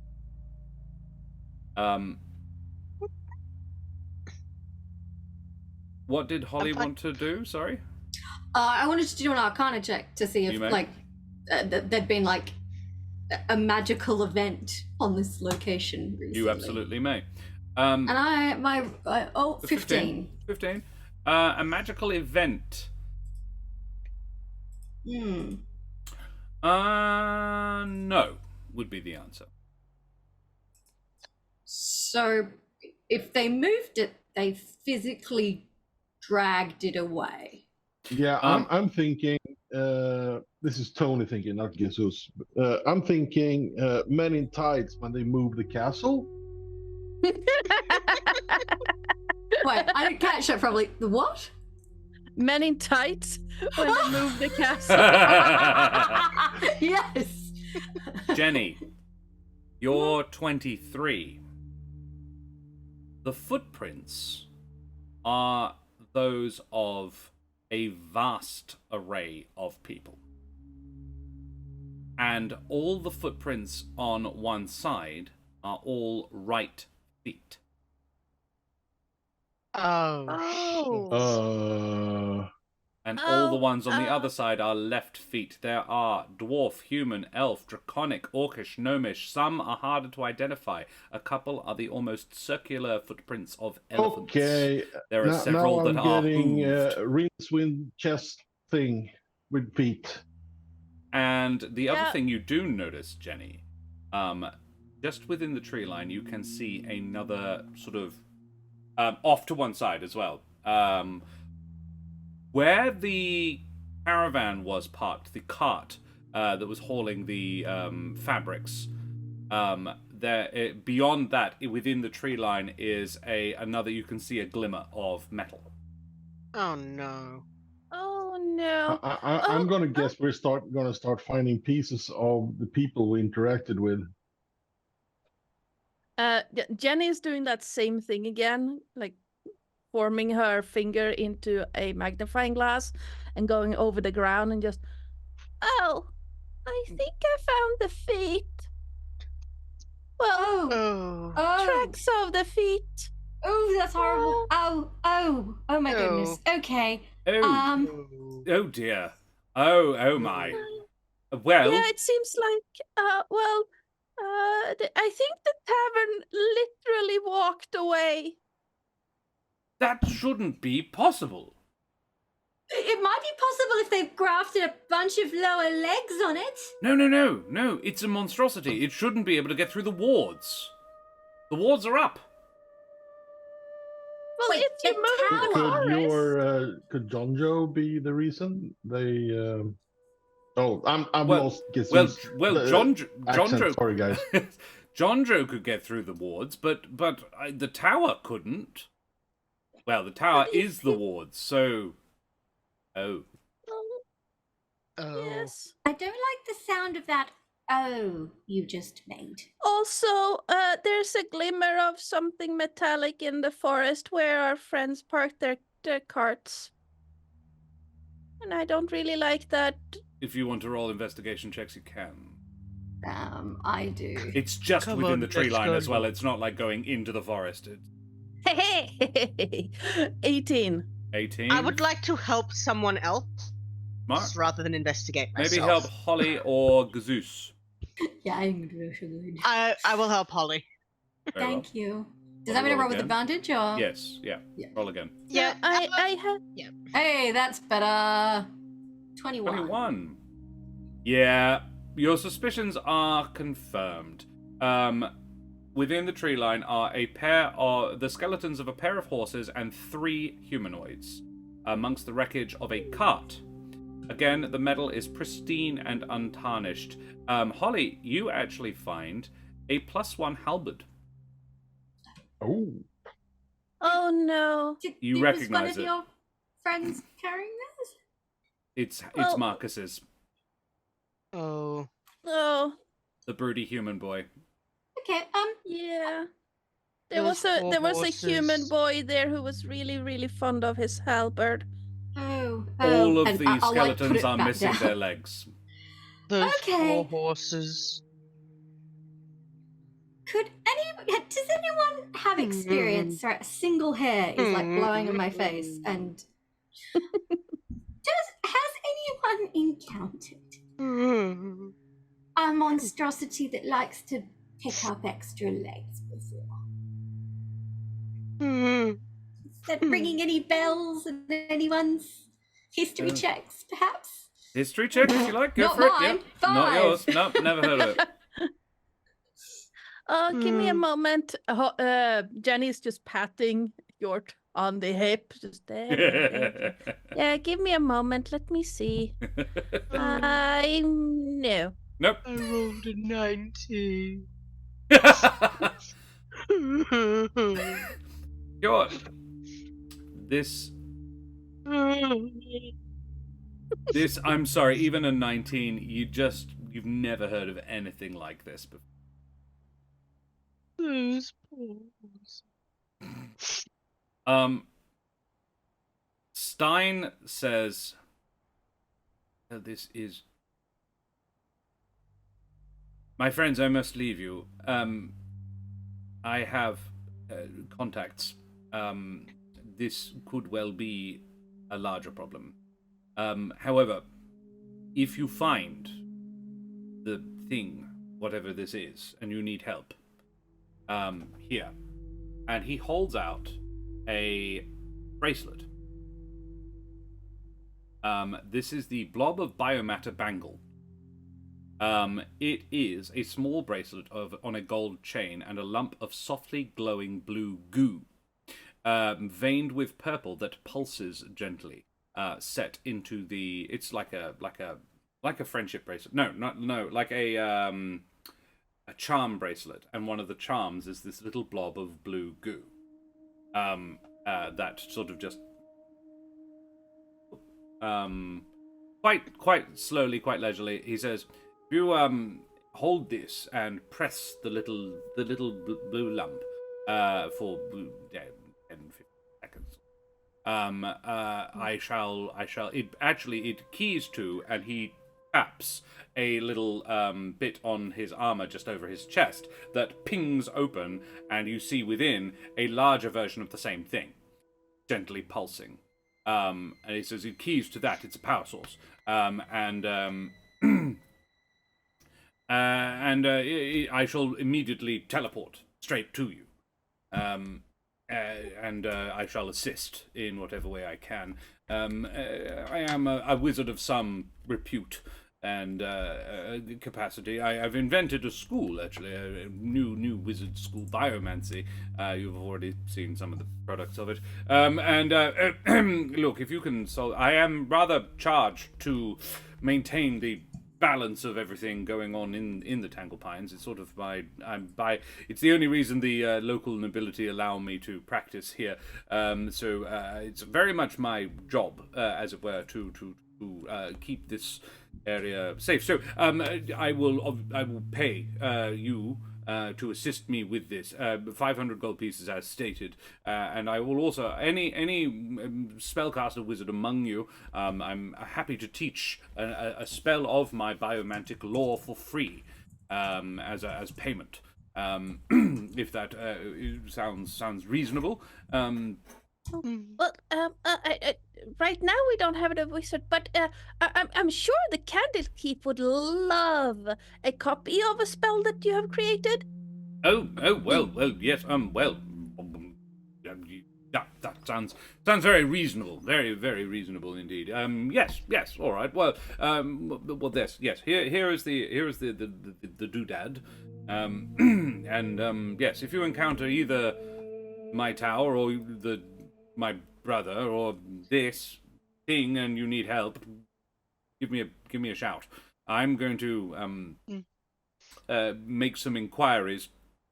I left some gear back on the astral plane. I really didn't intend to be staying long. Can I roll an insight? Is this guy like on the level, or is You may. 12? He is. You get a little bit of unsettled. He's never been up in the nasty gritty before. That was probably why he didn't want to come with you in the first place. But he's like, Doesn't like getting his hands dirty. yeah, no, he's a lover, not a fighter, and not really a lover either. He's a thinker. He is, however, question. a very, like, Holly, you have heard of Dr. Stein, as a naturey kind of caster. Yeah. Notable with it. Well, not so much famous as infamous. And just because of you're a naturey kind of person, this guy fucks with nature. Famously so. And he has a bit of a rep for doing it. The owl boar actually rings a bell too, mostly because he was like, oh, some idiot created an owl bear, anyone can do that, but didn't get it right, and misspelt it, and created an owl boar instead of an owl bear. It was very tasty.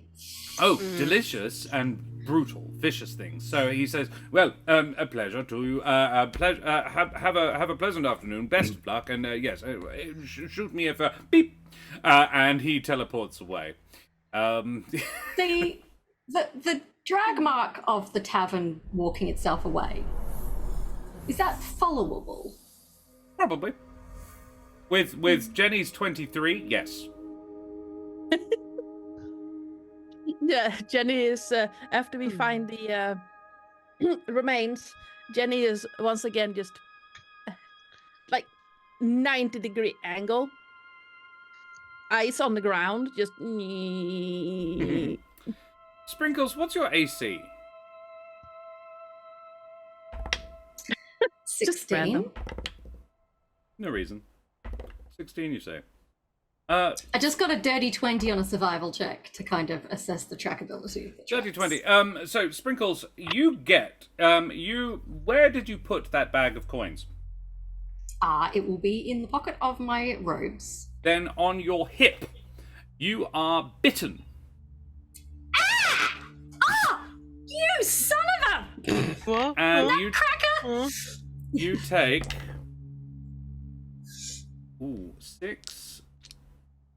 6 piercing damage. And There goes those temps. Yep. No. 6 piercing and 4 acid damage. As you presumably pull the bag out of your pocket and find it. You know how when you're covered in ants? That sort of. Yes. As you pull it out, your hand is covered in coins. Just crawling all over you, each of them biting you a little bit. Are they baby mimics? They are baby mimics. Cool. And I Baby mimic. I and would I- like to. And I Misty think we'll step. take Oh, a short break there. Gosh, the devil. He's a devil. All right. Alrighty, we will go. We will go for a short break. Karen. I don't know, but I think he does. Hey, Hjort had them earlier. We will go for a short break. Be back in 5 to 10, guys. Say goodbye, everybody. Bye, everybody. Bye. Bye, everybody.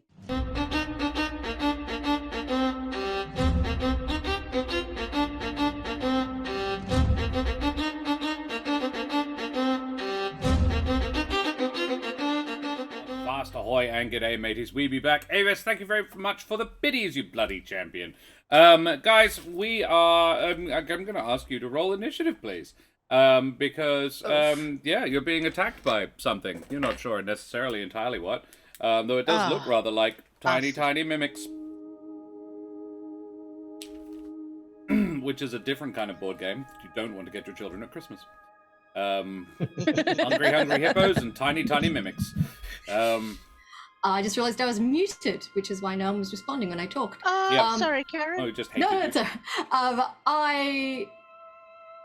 I said I was going to Misty Step. Can I do that before combat, or does that have to be my first These things action get in like a combat? surprise round. This is the first round. of Okay, fine. Roll initiative.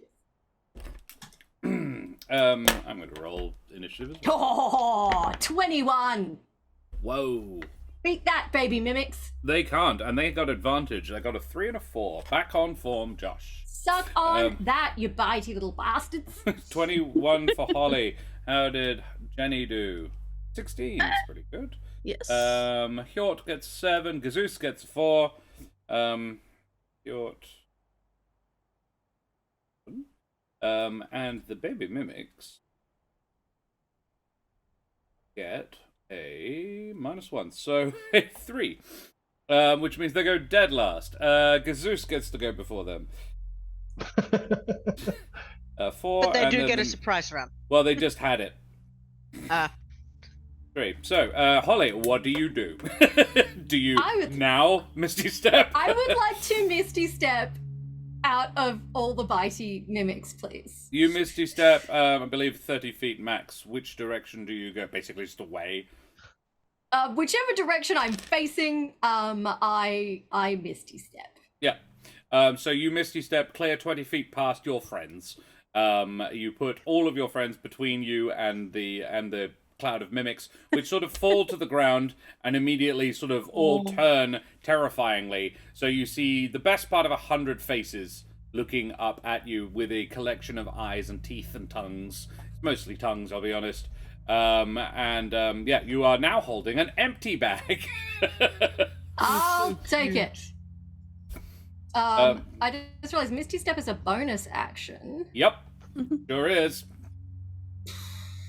But I'm not really a physical fighter, so there's not much I can do. You're a spellcaster, but you can cast some sort of cantrip. Could I run to the nearest person and give them guidance? You can, absolutely. Yeah. The nearest person, the person to give it to really would probably be Kazoos. Okay, cool. I'll Misty Step away, be like, and then run to Kazoos and like grab him by the arm and be like, "You got this." The other thing you can do with your action is wild shape, but that's just a thing. Yeah, Kazoos, you have guidance. Jenny, you are next. So, none of my allies are near this horde of I think bitey coins, the right? closest is about 10 feet away from them. Yeah. Brilliant. Your ally Holly just turned to mist and got. I would say Jenny and Gazoos, you are 10 feet away from them, and Hjort is maybe 15. In a generally sort of you're just standing next to each other, I would have said. And now Holly is 10 feet beyond you. Yep. Well, actually, no, she's standing next to Gazoos. She just tapped him on the shoulder. Behind. Yeah. So, what Jenny is going to do is... Nice. Okay. Well, I'd rather you weren't nice to them. They did just bite your friend. No, that's a humanoid. Unfortunately. Jenny is going to hold up her hands and then draw like a box, like this. Ooh. And push it towards the mimics, and you just hear her saying, "Now, naughty kids normally don't get presents, but have one." Ooh. As she casts Nether's mischief on them. Oh, What does that do? I love that, actually. What So, does that do? you fill a 20-foot cube you can see within range with Fey and Draconic magic. Roll on the mischievous search table to determine the magical effect produced. I also have And this. roll again at the start of each of your turns until the spell ends. Sure. You can move the cube up to 10 feet before you roll. So Okay. it's a movable cube of bullshit. Chaos. Yeah, I love it. And the things that it can do. Does I each love- one? Does each? So effectively, is it each entity? No, it's the box. It's box like itself. a rain in the box. Everything inside the box is affected by what happens. Right. So I rolled a 1. So everyone around standing near this box get the smell of apple pie. And each creature in the cube must succeed on a wisdom saving throw or become charmed by me until the start of my next turn. Okay. Please let Jenny charm a horde of tiny baby mimics. Yes. Jenny. How long does the charm last? Until the start of my next turn. Okay. You have successfully charmed 2 of the 4 swarms of baby mimics. So Nice. actually, nothing happens. The Yeah. eyes don't change at all, but well, a little bit. So about half of what's inside of the little, it's basically a writhing mass of coin-shaped objects on the floor, are just looking at you as a group. Now, half of them are looking specifically at Jenny. The rest are sort of like, you've got half of them are fixated on you, the other half are not. Yep. Nice. Oh, goodness. I love this. Charmed meaning what in this instance? Um. You can tell them what to do? No, they won't attack me specifically. Right. Which they probably wouldn't anyway because you made of metal. Yeah, actually, yeah. So let me check what it actually says. Okay, so can't attack the charmer or target the charmer with harmful abilities or magical effects. Noted. Okay, these guys can't attack you. Yeah. Until Fine. the start of my next turn. Fine. So Sure, half of find these someone things, else to attack. half of these things can't attack you, and half of them won't anyway. Yeah. And Okay, cool. then she's going to, well, since she's still petting Yort, it's just like, there. She's gonna go, you got this, big guy. Oh, you're so As, cute. Look at their little and- eyes. yes. Okay, As you get bardic inspiration. right. Thank you. Yort, it's your turn. Hjord is going to wipe his nose as a free action after crying over the horses. Yeah. And he's going to pull out, I assume he has some of the owl boar meat. Actually, that's in my armor. I would say he has something. Oh, okay. Rations or something. Absolutely. I mean, He would like to pull out, the board large- size. So. yeah, he'd like Yeah. to pull out like a large haunch of meat or something to that effect. Uh-huh. And he is going to wander over and he is going to try and befriend. Okay. The mimics by feeding them. Make me an animal handling check.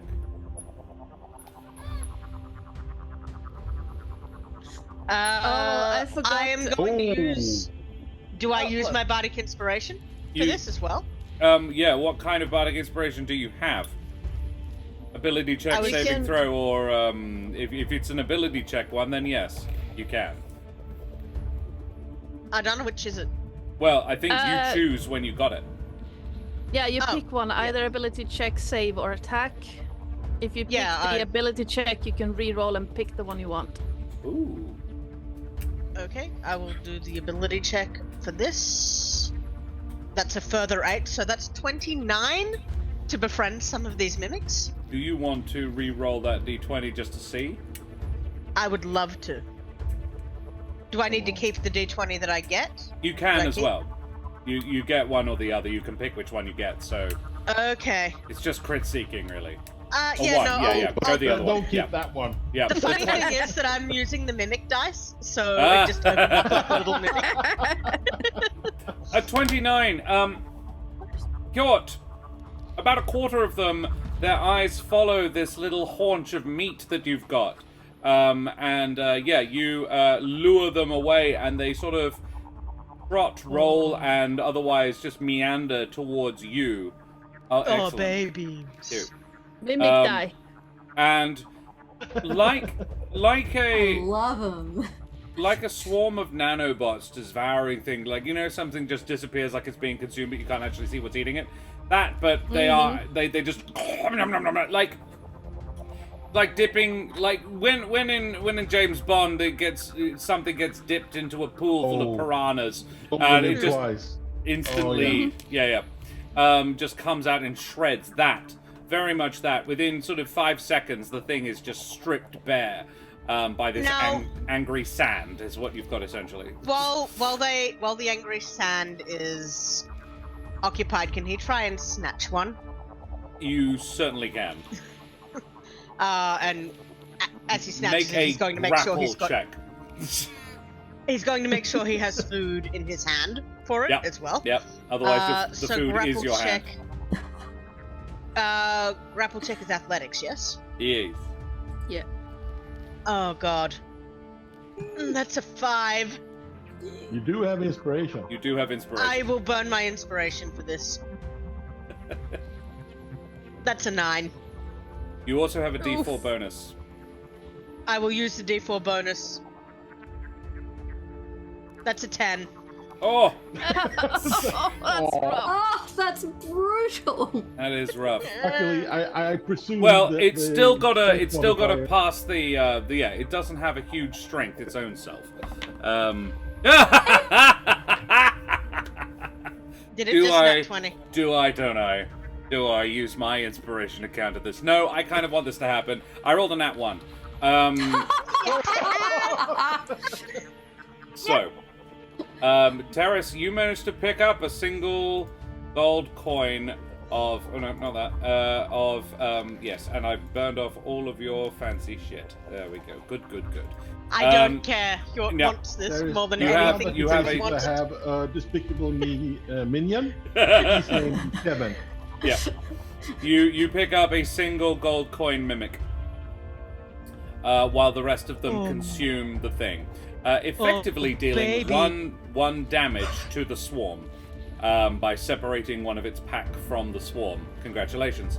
That is the gentlest 1 damage I've ever seen. You now have and it is sated. You have fed it 3 times its own mass of food, and it is now its eyes are like sluggishly, like blinking out of sync, up at you from your pawn. Yeah, he's slowly patting it on top of its little coiny head with one Gazoos, finger. it is your turn. I'm pretty confident. Well, Terris pretty much stole my idea. No reason you can't do it too. Yeah, but of course, I'm gonna do it a little bit more clumsily because, you know, Jesus. Yep. Jesus is gonna use a partial action, I guess, to just grab Sprinkles with his left hand and Okay. lift her up the ground. So none of the coins can reach her. Right. He just takes her by the scruff and lifts her straight up. With his right hand, he starts fumbling behind his back towards the armor. He knows there's a hunch of meat there somewhere, and he's going to do an acrobatics check, which is not his strong suit. Try to get something out. He does have guidance. You do have guidance. Yeah, and I have a D4 as well. Oh, You don't- I wouldn't also say I you could, need it. roll a Yeah. 20. Yeah, that's a crit. What are you seeking to achieve here? Because you do. Yeah. So from my armoire, that's firmly on my back. Is my backpack. I managed to get out a haunch of meat. Yeah. And I chew one of the well, basically there's 3 hordes of these Mimics. coins. Yeah. So the nearest one, I chew them, eat this instead of sprinkles. Right. So you just sort of throw it at them, and they just dash over to it and start. Yeah, and then I'm going to use my intimidation voice, and I'm going to scream at them in giant, and you know, being the big guy I am with constitution and everything, I'm going to use my intimidation to make them eat nice and be you know, basically I'm going to bark at them and say, sit. And I'm going to try to intimidate them to behave. Tame them with intimidation. Yeah, exactly. Yep. Absolutely. All right. Well, 16's not bad. You do have guidance, and you do have an inspiration as well. Guidance, I don't remember how that works. You get a D4 D4 bonus. to add to your roll. Okay, well, I'll use that. Do everything as long as she's concentrating on it. So, Ooh, there you go. A filthy 20. I'll take that. To intimidate Nice. the creatures. They're very much cowed by you. They probably wouldn't go for you now. They're like, oh, no, don't fuck with that one. And also he feeds us. We won't. I will also say with the nat 20 on the acrobatics, you successfully distract one of the swarms for at least a round. Now, I'm going to roll which swarms, because... So, the one that Tony, if it's an even-numbered one, it's one of the ones that Ardanna charmed. Oh, okay. It's not. Yeah, that's fair. So, Tony distracted one of the ones that wasn't charmed by Ardanna, and Terris distracted one of the swarms that wasn't distracted by Ardanna. So, they are all either charmed by Ardanna or by Gazus or Hjort. In one manner or another. However, that doesn't mean that the ones that have been charmed by Ardanna can't attack anybody else. One swarm is going to attack Gazus because they can't reach sprinkles, and one is going to attack Hjort because they haven't been fed yet. So it's, in both instances, it's, hey, where's ours? Yeah. I love how my music just turned into a happy tavern music. Not quite. Their attack bonus is a reasonably good. It's not amazing, but it's all right. I got a 5 and a 17. Does a 17 beat Hjort's armor class? Yes. Does it beat Tony's, actually, out of interest? Does it beat Gazus? What did you roll? 17. 17. Hey, Yeah, Phoenix. Yeah, I have a 16. Yes, in it which does. case I will roll to see which one of you it hits. Evens is Tony. Evens. Alright, it gets Gazus. I couldn't remember, I rolled at the same time and I was like, wait, I'm attacking 2 different people, which one's which? But seeing as it beats the armor class either way, then Gazus is going to take 2d6 of piercing damage, which is 6, and a further... 2 acid damage, so 8 damage all up. I'm going to Gazus. use Stone's Endurance to try to minimize that. How are you, Phoenix? Good to see you, mate. -3. So 7 minus 3 is 4. But you took 8, so 5. Oh, no, 5. Okay. Oh, That's all right. bad. Yeah, and that is their turn. The other 2 swarms are very much occupied with numbing damage. Yes, very much so. And Gazus, you do notice that these little things leave an acidic burn when they eat you, when they nom you. And they're starting at the ankles up, interestingly enough. Surprise, surprise. You are also effectively grappled by this swarm. because It's it is big. attached to you. Yeah. It's big. Basically, you are now it looks like your shoes are covered in gold. Bitey gold. Bitey gold. Yeah. Good to hear it, Phoenix. Nice to hear you. And we go back to the top of the order. Holly. Whereas, Terris, your, the swarm that is going for you did not succeed in its grapple check. However, it is, like, running around your feet. And I imagine you're like, go, get away, get away. And we go back to Holly, who is now held by the scruff by Gazoos. Oh, hell yeah. More one-shot shenanigans this weekend. Awesome. Excellent. Because I could attack them, but it feels like everyone else is trying to, like... Non-violently still have resolve this. They are vicious. Unless you, like, if you want one or two of them, you could absolutely separate a few from the pack. But most of these things will continue to try to bite you. Okay.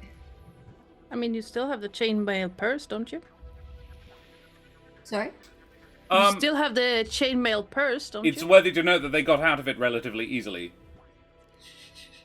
I mean, It's more like a macrame sack, you know. It's not. yeah. Yeah, it's not impenetrable. They got through it. It wasn't unsealed in Sprinkle's pocket. Yeah. All right.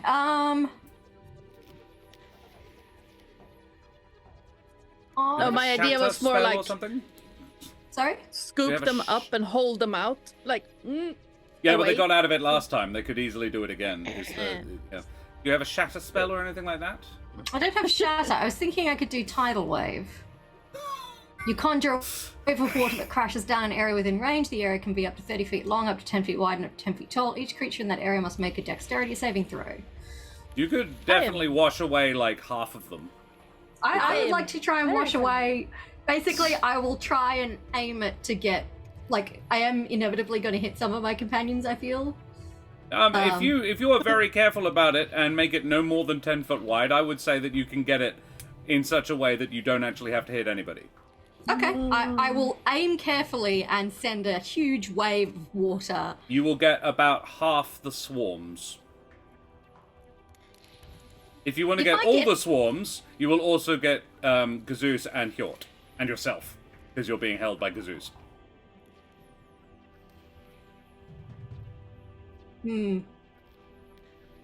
One of them is occupying Hjort's space. One of them is occupying Gazoos' space. It's literally on him.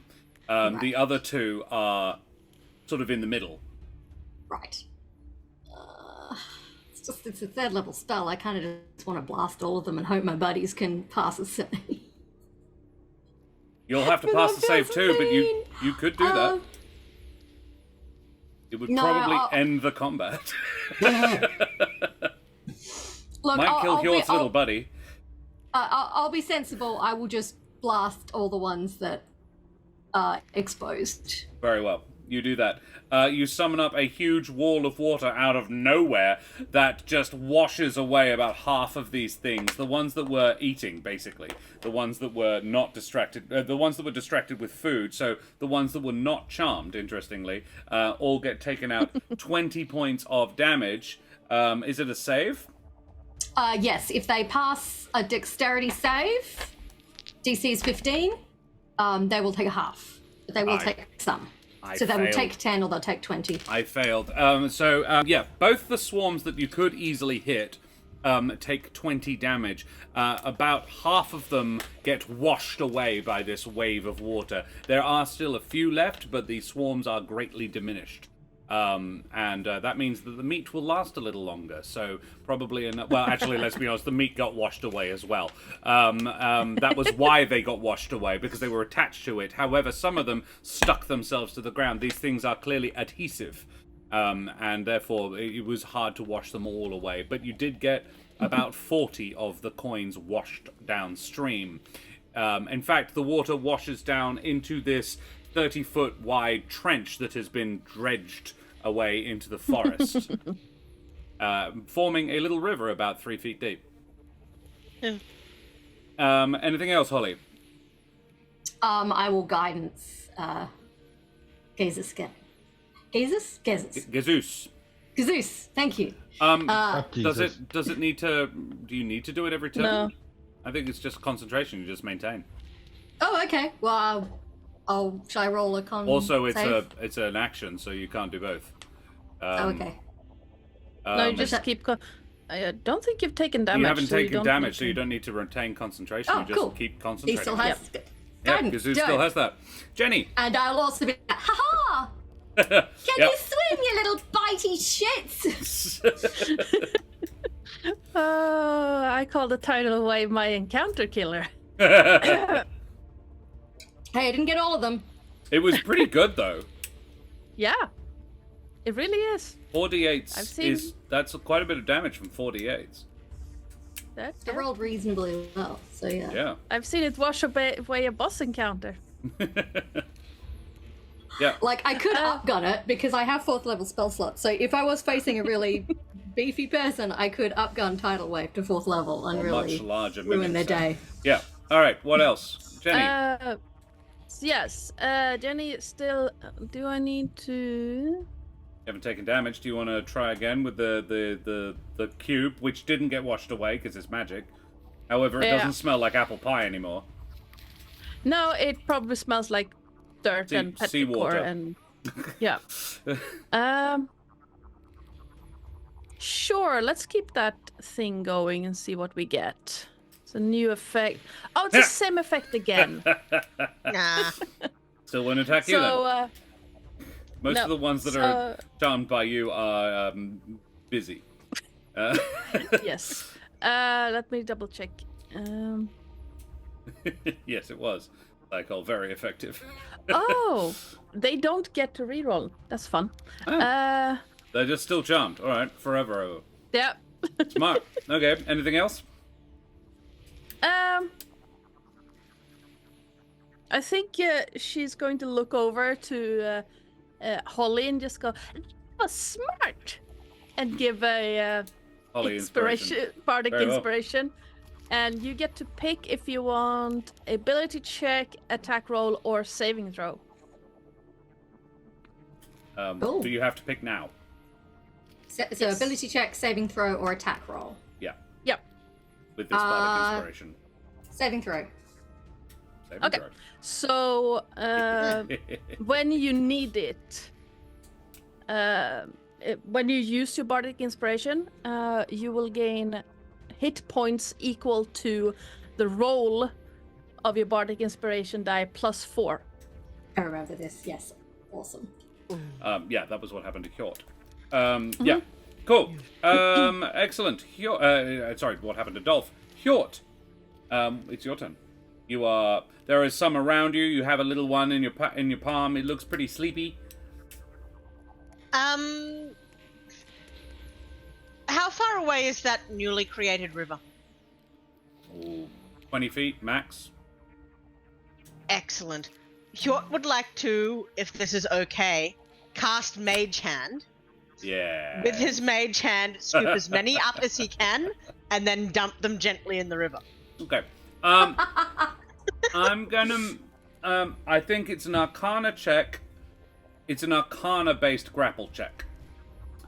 I have a +0 to Arcana, but okay. If you are proficient with acrobatics, you can transfer that to your Arcana. I've got a half proficiency. Plus, you Son of presumably a- have half proficiency in Arcana as well. So, Yes. no. But Hjort has just been given inspiration. Yay! Thank you. I will roll this with advantage using my inspiration, if that is okay. Yes. However, I will state for future reference, I'm going to allow it now, but for future reference, if you're currently playing, you cannot buy inspirations for other people. I just wanted this to happen. No, fair enough, That is fair a enough. 16? It's why I'm allowing it too, mate. A 16. So a 16, in which case, let us see. No, wow, okay. So they get advantage on resisting being grappled. A 2 and a 3 on the dice. Which Yes. means, Yes. Terris, you are going to, they do have a little bit of a bonus to it. Yeah. You managed to scoop away 11 of the 30-odd that are attacking you. And just dump them in the river. Yep. So you're drowning these mimics, is what you're doing. So 1, so it's 2. Oh, that's what you do with unwanted babies, right? Right? Oh, That turned dark in a second. Wow. Sorry. I would never hurt babies in real life. I love creatures. I have several of them in my house, and if anyone hurt them, I would die. he just wants them to be washed away, not necessarily. Yeah. Just a little mimic exploded and like, ah! You're throwing the mimic out with the bathwater. Actually, that's what we're going to call this episode. Yes. I'm so sorry for what I just did. I just made it awful. I'm sorry. No, you're fine. It's still very funny. I think the funniest part is that the tidal wave will go away eventually and leave no traces of water behind. Yeah. All right, Hjort, that was actually pretty decent. Do that 2 more times, the swarm will be gone. Gazoos, unless Hjort, you have anything else? Can I bardically inspire Jenny? Sure. If you want. Why not? Yeah, you keep it up. It's just bath time for the baby mimics. They're very clean coins now, yeah. All right. Jenny, you have bardic inspiration. Gazoos. Yeah, I'm gonna go Chuck Norris on these coins that's climbing up my leg. Hell yeah. I'm gonna attack the nearest tree with a kick. Sure. Yeah, that's an unarmed attack. Fair. And you still have guidance. Hopefully, these coins that's stuck to my We'll get leg, smushed. or just fly off. All that. Yeah. All right. Interesting. Yeah, do that. That's a good idea. 27. All right. And then All right. Tree goes bye-bye. The tree takes 6 damage. So they managed a filthy 20 to not get thrown off, but that is not enough. The tree takes 6 damage, and part of the bowl splinters away. One of the branches just snaps, and about a third of the tree just breaks. These are tangle pines, so they are twisted, gnarled things. You managed to. I will give you the difference in what you rolled. So actually, it wasn't a dirty 20; it was an 18. So you managed to remove 9 of the ones that are trying to nibble on you from just by punching the tree. Do you want to kick the tree again? Yes, because I have a second attack, and I Yeah, have you another do. foot. And how much more of the so tree here we will go. still be there? Oh, 28, nat 20! The tree. I managed a Well, I guess 19 I that do, time, so double but damage? you remove double the amount, which means there is 3 left attached to your foot, and the tree falls over. You collapse. I still have my movement, so Tree I down. hobble over to York, and I point at the 3 that I have left. Can you domesticate these 2? I can maybe try. He still has a fair-sized swarm around his feet. I may have one better. Oh, okay. So yeah, there are 3 left attached to Gazoos. Actually, sorry, it's 5. I apologize. 5 left. It's now the mimic's turn. The 5 remaining mimics attached to Gazoos's feet are going to try to bite him. How rude. He did just... Yeah. I'm pretty sure they don't manage to hurt him, though. I think they're a bit shell-shocked after what just happened, because the best they got was a 10. So that's probably Technically, just... I'm grappled by them, so they have advantage. I rolled with advantage. I'm back on my old form. No silvery barbs required. Then the ones around Hjort's feet also are going to try again. That's a bit better. A 16 on Hjort. That'll hit. Cool. For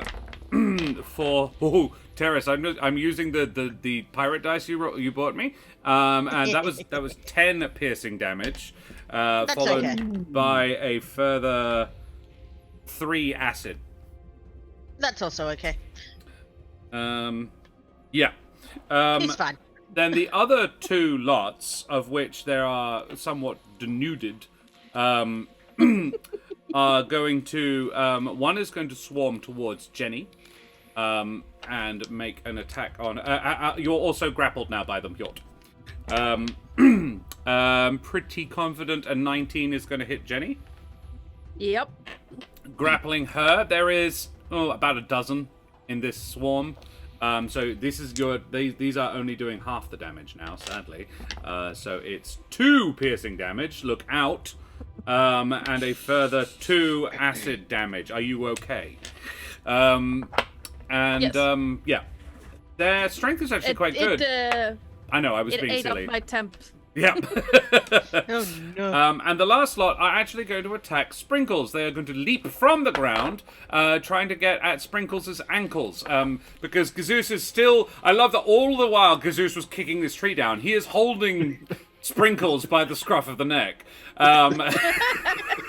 Yes! Sprinkles... Sprinkles! Sprinkles is dangling about a foot off the ground. These things actually have a fairly decent jump distance, however. Yeah, they manage to jump up and try to nip at Sprinkles' heels. A crit fail, however, means none of them manage to latch on. We go back to the top of the order. Sprinkles... And I'm just like, yeah! Yeah. Fuck you! What do you do, Sprinkles? I would like to throw an ice knife at the ones that just tried to bite me. They are on the floor next to you, just FYI. If that explodes, which it will, It'll hit me. it'll hit you as well, yeah. It's trick though. If I throw say a guiding bolt at them, will I hit the swarm or just a single one? Guiding bolts are within the fairly swarm? wide. I would say, yeah. Tell you what. Make the attack roll. Of the guiding bolt? Or... Yeah, that's what I would suggest. You don't want Ice Okay. Knife, because it'll hit you and Gazoos and Hjort, because you're all standing next to each other. Okay, did that actually roll for me? I don't think it rolled. Doesn't look like it. Why you no roll? Why So you annoying. gonna roll? Oh, hang on. He wants me to click this, I think. There you are. It That's it. does. Did. 14? Ooh. Not bad. Interesting point. It does hit. It's not a 20 like me, but it's not bad. It's not bad. But it does hit. So yeah. You summon. I'm going to say, Sprinkles, you do your best to summon quite a wide ball of radiant light in your palm, which you direct pretty much straight down.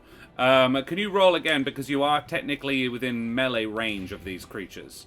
So it's a disadvantage, but 7 is hard to do worse than. A 10 is successfully worse than, though. You do have inspiration. Yeah, I'll burn it. Burn. There you go, 20. Yeah. I mean, actually, burning inspiration just brings it back to flat, which means a 14. But you hit, yeah. So roll the damage. I mean, you were hitting one way or t'other.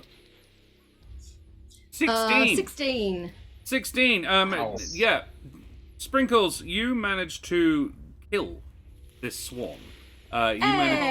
You direct it down, and it's because they all jumped up at the same time and managed to coalesce into something of a little blob. And just as they were nipping at your heels, you give them 2 middle fingers, and from the tips of your middle fingers jump out this laser of radiant light that shatters into them, and it passes over them, and we don't see what happened, but they're not there when it fades. Congratulations, you have defeated one of the swarms. Alrighty, She Jenny. basically flips them a holy bird. Yes. Yes. If you didn't already have inspiration, Tony, I'd give it to you. All right. And that is Sprinkles' inspiration, and it's Jenny's turn. So now let's see what was I was going to planning to Yeah, super clean and nothing else. Roll not a 1. I mean, yeah, there is that. Both of the charmed ones, it's not doing that much, I'll be honest, at this moment. Oh. Oh no. Oh dear. I just, yes. Come on Well, then, hit let's me. see if or this- them. So, you see the cube dissolve and the scent of apple pie vanish as she's gonna look at the swarm, both of them, in the cube and say, now, naughty coins go in the river. As Yep. she casts compulsion on them. Oh, there are 3 remaining swarms. Yeah, okay. How many of... Can you get all of them? You can, can't you? Great. It's a... See within 30 feet of me. Yeah, alright. So, clear is Jenny, pirate is Hjort. Okay, the clear definitely failed. What's the roll they need? And it's wisdom? 15. Wisdom? Wisdom 15, yes. Yeah, they all fail. All 3 remaining swarms fail. And she's just gonna So go... on their turn, they're all gonna just yeet themselves into the river? Well, they can't do anything. I can't make them do anything that would hurt them, but they're gonna move that way. Okay, alright. I would say that it probably wouldn't hurt them. Yeah. They're coins. Yeah, true. Okay. Sure. And they, when they move, they provoke opportunity attacks. Oh. Hjort, what are you going to do? Yes. Kazoos has 5 left attached to him that are now going to throw themselves in the river. So Hjort still has his mage hand active. He does. He's got the telekinetic ability, which means that he can make that mage hand invisible, Ah. Nice. which it is. He is going to, with his mage hand, pick up a pebble and cast light on it to make a laser pointer. Okay. That's funny. And he is going to try to coax the rest of these mimics off everybody else and into the river using his mage hand laser pointer. Gazoos did specify he would like you to tame one of them if you could. Okay, so as they're wandering past, if I can, with a free action, try and snatch one, I will.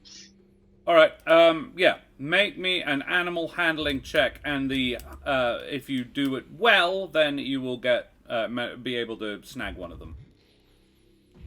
That is at 6. Oof. Didn't someone have one in their hand? You did have I've a got bardic one. inspiration. Oh, I've got a bardic inspiration, do I? Yeah, Jenny gave it to you. Okay, so I can roll a Didn't she? D8. I don't think so. No. No, No, I gave it to Sprinkles. No, Hjort gave Yep. Jenny a bardic inspiration. That was the other way Yes. around. Yeah, other way around. So, yeah, what he's going to do is start trying to move them toward the river anyway. Yeah. It doesn't work super well. They're not particularly interested in a light. They are, however, compelled to go that way anyway. Excellent. And Jenny did verbally say that, so they're going to do what you want regardless of what you just did. I would I would allow you to do something else if you would like. Okay, so, Knowing that. no. Gazoos was trying to, Tame one of wanted them? me to try and tame one. Yeah. So, yeah, he'll pluck one and try and feed it. Alright. I will take your very shitty roll. And yeah, it is attached to Gazoos's roll the Arcana check. Arcana? Okay. To control your mage hand. 16. Ooh. Yeah, you managed to pluck one of them off Gazoos. However, it has taken a chunk out of his thigh, and it deals a further 2 acid damage to Gazoos before you manage to extract it, leech-like. I just But Don't you yeah, see one this coin floats just, up, floats up in front of Gazoos's face. Dealing a That's further brilliant. 1 point of damage to the one that was attacking Gazoos. Yeah, I see the mage hand sort of having it behind the mouth area. You Yeah. know, like you. Picking up a crab, you to grab it from the back. Yeah. Like picking up a crab or Well- like tormenting a tiny pug puppy that's trying to bite you. Well, As you put your hand your on the hand back is of the head? mage hand is invisible, so it can't see what it's what's holding Yes. it, but it's pissed. Yeah, it's just sort of thrashing around, but it doesn't seem to have very many legs or anything. It's just its face with. All right. Anything else, Hugh? It's a little flat Pac-Man. Yeah, almost exactly, including the way it's biting. It's very much that. I will give an inspiration. No, I will not give an inspiration. I will use. Yeah, I will healing word because that's a bonus action. Gazoos. Very nice. Since it's kind of his fault. For 8. Very well. Thank Gazoos, you feel 8 better. And it's your turn. I still have a few 4. on me, right? 4. But the ones that were on the ground below me, they're all dead. Yes. Sprinkles. Yeah. Yeah, so I lower Sprinkles down. No, wait. This is how I do it. There are 2 swarms left, right? 3. Right. Well, one of them is the 4 attached to you is functionally another swarm, but that's it. what I think. But Yeah. there are 2 way 2 other ones. over by Jenny, basically. One with Jenny and one on Hjort. Oh, Jort has one on her. Hjort has one in his hand, another being held by their mage hand, but there is another 20 or so at his feet. Okay, so with my right, holding Sprinkles in my left hand, with my right hand, I stretch it out to Jort, and I said, "May I have this dance?" And I'm gonna do a slight performance. I'm gonna do a river dance, basically. Yep. Together with Jort, and because I Okay. have two actions, basically 2 attacks. I'm going to use my superiority dice to give my reaction to Jort, so Jort can join me in this dance, and we're going to do a river dance on the ones below her, below Jort. So this is my river There's an dance unarmed attack attempt. on the ground. I'm going to use essentially. my inspiration for that. That wasn't great. I appreciate it. Well, a That's little a bit 10 better. to hit. Nope. But a 15 does. To be fair, I think Jord at this point is still trying not to hurt. But yeah, What I would rule it be as that Hjort will add a d4 of damage to Gazoos's efforts just by trying. Even though he doesn't That works. actually hit himself, because okay, so another one. So 7 points of damage on the first dance. Gazoos, do you want to take one more stab at the dancing around on these things? no, I offered it because I used my I see. superiority dice. All right. It's a commander's what's Yeah. it called? I'm with you. Yeah. Commander strike. Yep. Very well. So yeah, you deal 7 damage to the ones around Hjort's feet, crushing a bunch of them, and actually reducing the swarm to half health. Interestingly, yeah. They are all compelled unless they take. Does taking damage stop the compulsion? Let me double. I'm going to defend my action, Jenny, because I loved it. Gazoos had no idea what was supposed to happen. Yeah. I mean, No, it's actually at the end. After moving in this way, it can make another wisdom save. So after using it, it's forced to move, but it doesn't have to use a action to dash. It uses its movement. Yeah, But they use their actions to disengage, and all 3 swarms remaining, which account for about 30 gold pieces left, roll and sort of flollop towards 15 feet towards the entrance to this stream, which is about 20 feet away. So they are pretty much at the edge of the stream at this point. Yeah, they are and not, then they however, can in make- it. yeah, They and can then make they can make another save. saves again. 2 of them, all 3 pass. Aw. Well, they are away now. One of them with a crit. Oh no, actually, I would say the 4 didn't. The 4 remaining ones of Gazoos didn't. Yeah, Nice. no, I thought it was an 18. well. It was a 13. Yeah. Nope. So yeah. So they're probably going in the drink next round. However, they are all now a comfortable 15 feet away from you guys. And it's Holly's turn. Well, comfortably away from everybody. A whoosh. No. Well, But- you did experience a Musitor and a Goliath dance, a river dance, while you were held up in the air watching. Yeah. Yeah. Now, here's the real question. Do I snipe or tidal wave again? Are you wanting to reserve resources for the next session?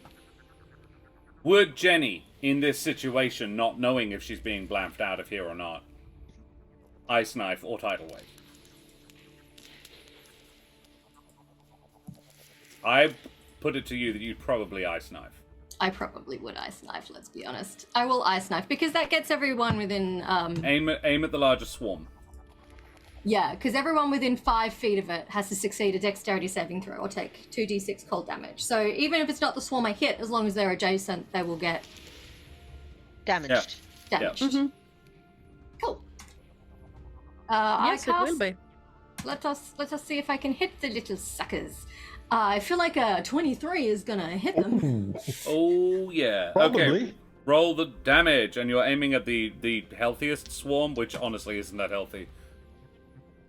That is max Max. damage. They take 10 Max, damage and on then the it mains. explodes.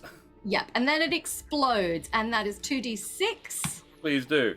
Ouch. which is, I don't know why it rolled a d20 as well, so it's 7, But 7. 7, and if they pass the dex saving throw, they they halve that.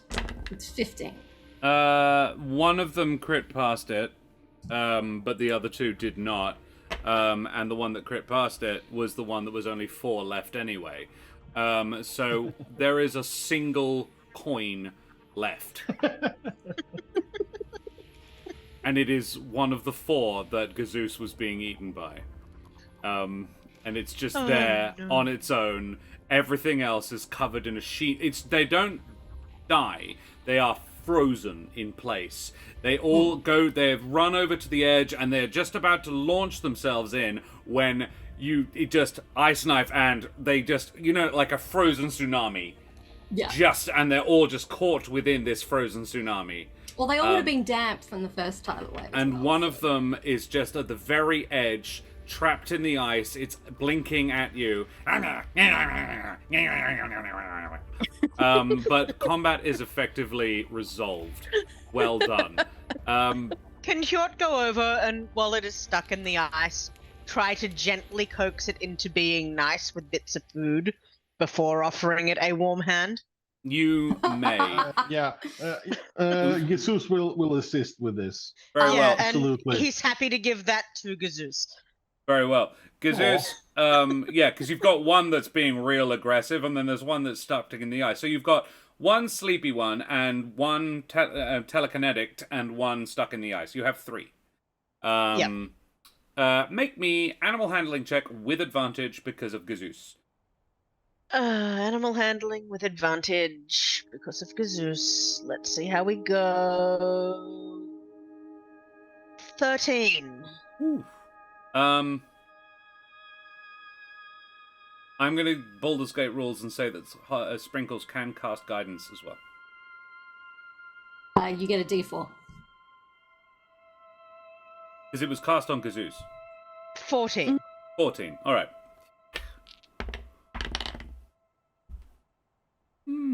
Wow. Neither of these boys seem to be particularly interested in fighting any longer as soon as you start feeding them. Excellent. Yeah. So, yes. One of them nibbles, and then flees into the forest. The other is just the other one can't get away because you're holding it with a ghostly hand. So when it begins to fall asleep, you give it to Gazoos, and Gazoos has now got a tiny pet mimic. That will We both have probably pet mimics. stick around as long as you continue to feed it wild flying boar. And considering that the bones hadn't been nibbled up, could Jenny use some form of time or use or anything to make a tiny little cage from the thigh bone of a boar for these things? Yeah. If you're going to take 10 minutes. Yeah. Yeah, Jenny, do you have any tool proficiencies? I can use weaver's tools. But not. I tell you what, actually, you've got that chainmail sack. Yes. So If use you weaver's weave tools. a small wire cage Yes. out of the chainmail sack, you Yep. can weave a pair of little sack-like cages for these things with the specific intent of keeping them inside. Then yes. Sort of reinforced with bone, but yeah, I would allow that. So make a Absolutely. I don't know, what is the crafting check? Dexterity plus your proficiency. Okay. Dexterity. Well, how do you go about doing it? Well, she would basically take the. 18's She good would though. take You the. get it. Yeah, it's a that's 30. good roll. It's a 30. No, it's Isn't it's a 21 total. Why? So dexterity plus proficiency. Oh. So it's a dirty 20. Oh wow. Okay. Cool. Amazing. Wow. No, 21. Never mind. 21. Yeah. Yeah. So she takes the chainmail sack and then Knitting needle. from her fingers, first turn them into like shears, and then cuts the strands of the chainmail. Yeah. And then with all her fingers again, just instead of like knitting like you would, she just makes the chains closer together in a like fine mesh.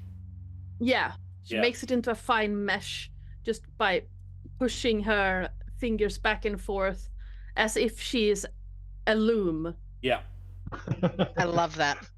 Yeah. And Amazing. then she will give one each to Gazoos and Hjort. That takes 10 minutes. So what else is other people doing? I imagine Hjort and Gazoos are getting familiar with their little pet, so it leaves Sprinkles to do Yeah, well, work. Jesus is kind of busy with something else. He needs to do a medicine check, actually.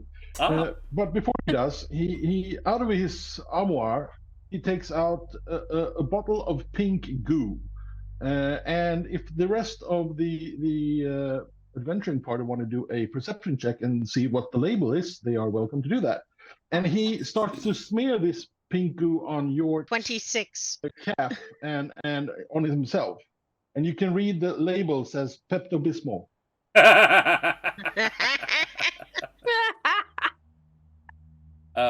And you probably also douse some a little bit on Sprinkle's fingers as well, because she got a little nibble. Oh, too. absolutely. Probably wouldn't do anything for Jenny, but yeah.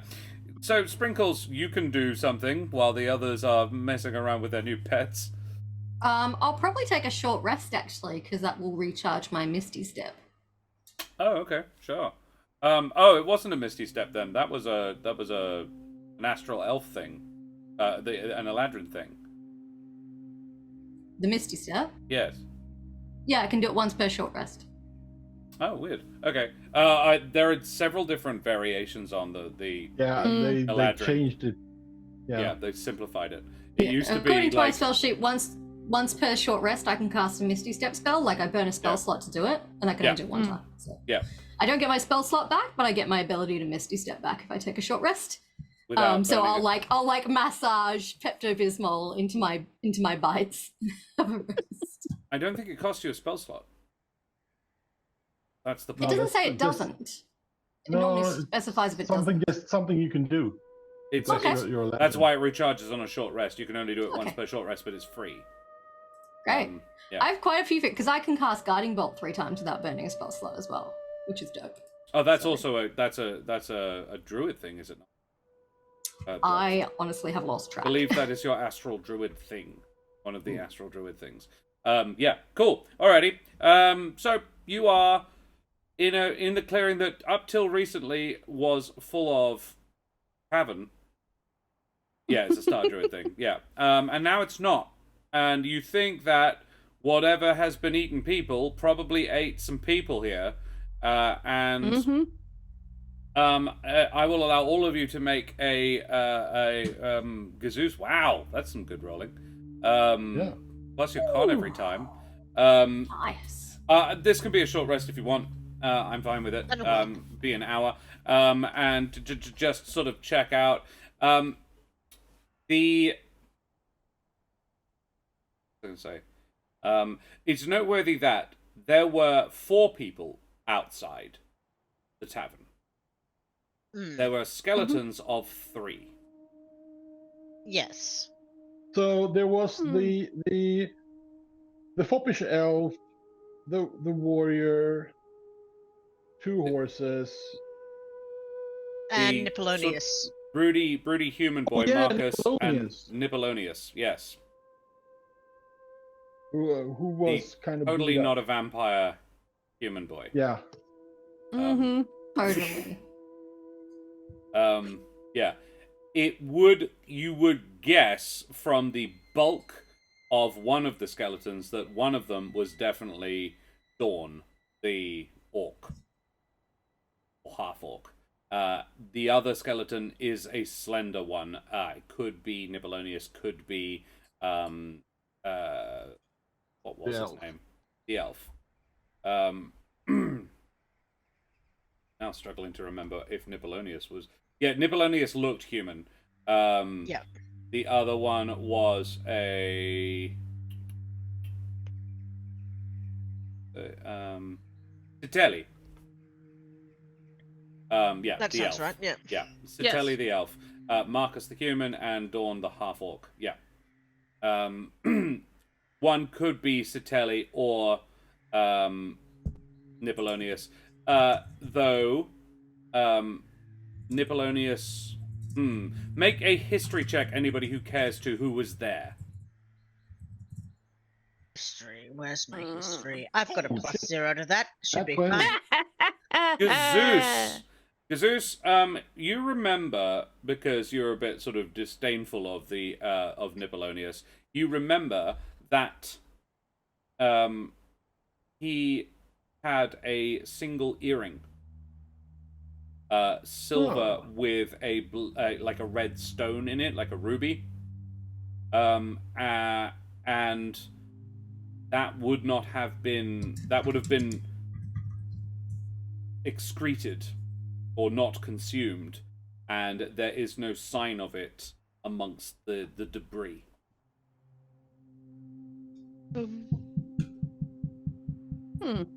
Okay, so I mentioned this for the entire party. As I can't see, I should probably do a proper perception check and actually search for the earring. I'm going to do that, and I'm actually going to take a good look around this because it doesn't necessarily need to be on the body. It could just be around here. No. An 18. I'll help you. Yep. Then you I can get either advantage. use the help, Oh, or you can Jenny just could do it roll, herself. Jenny. Yeah. I believe your perception's better than his, but an 18's pretty decent already. Hjort's a little distracted trying to decide whether he should name his mimic Facade or Jean. Kevin.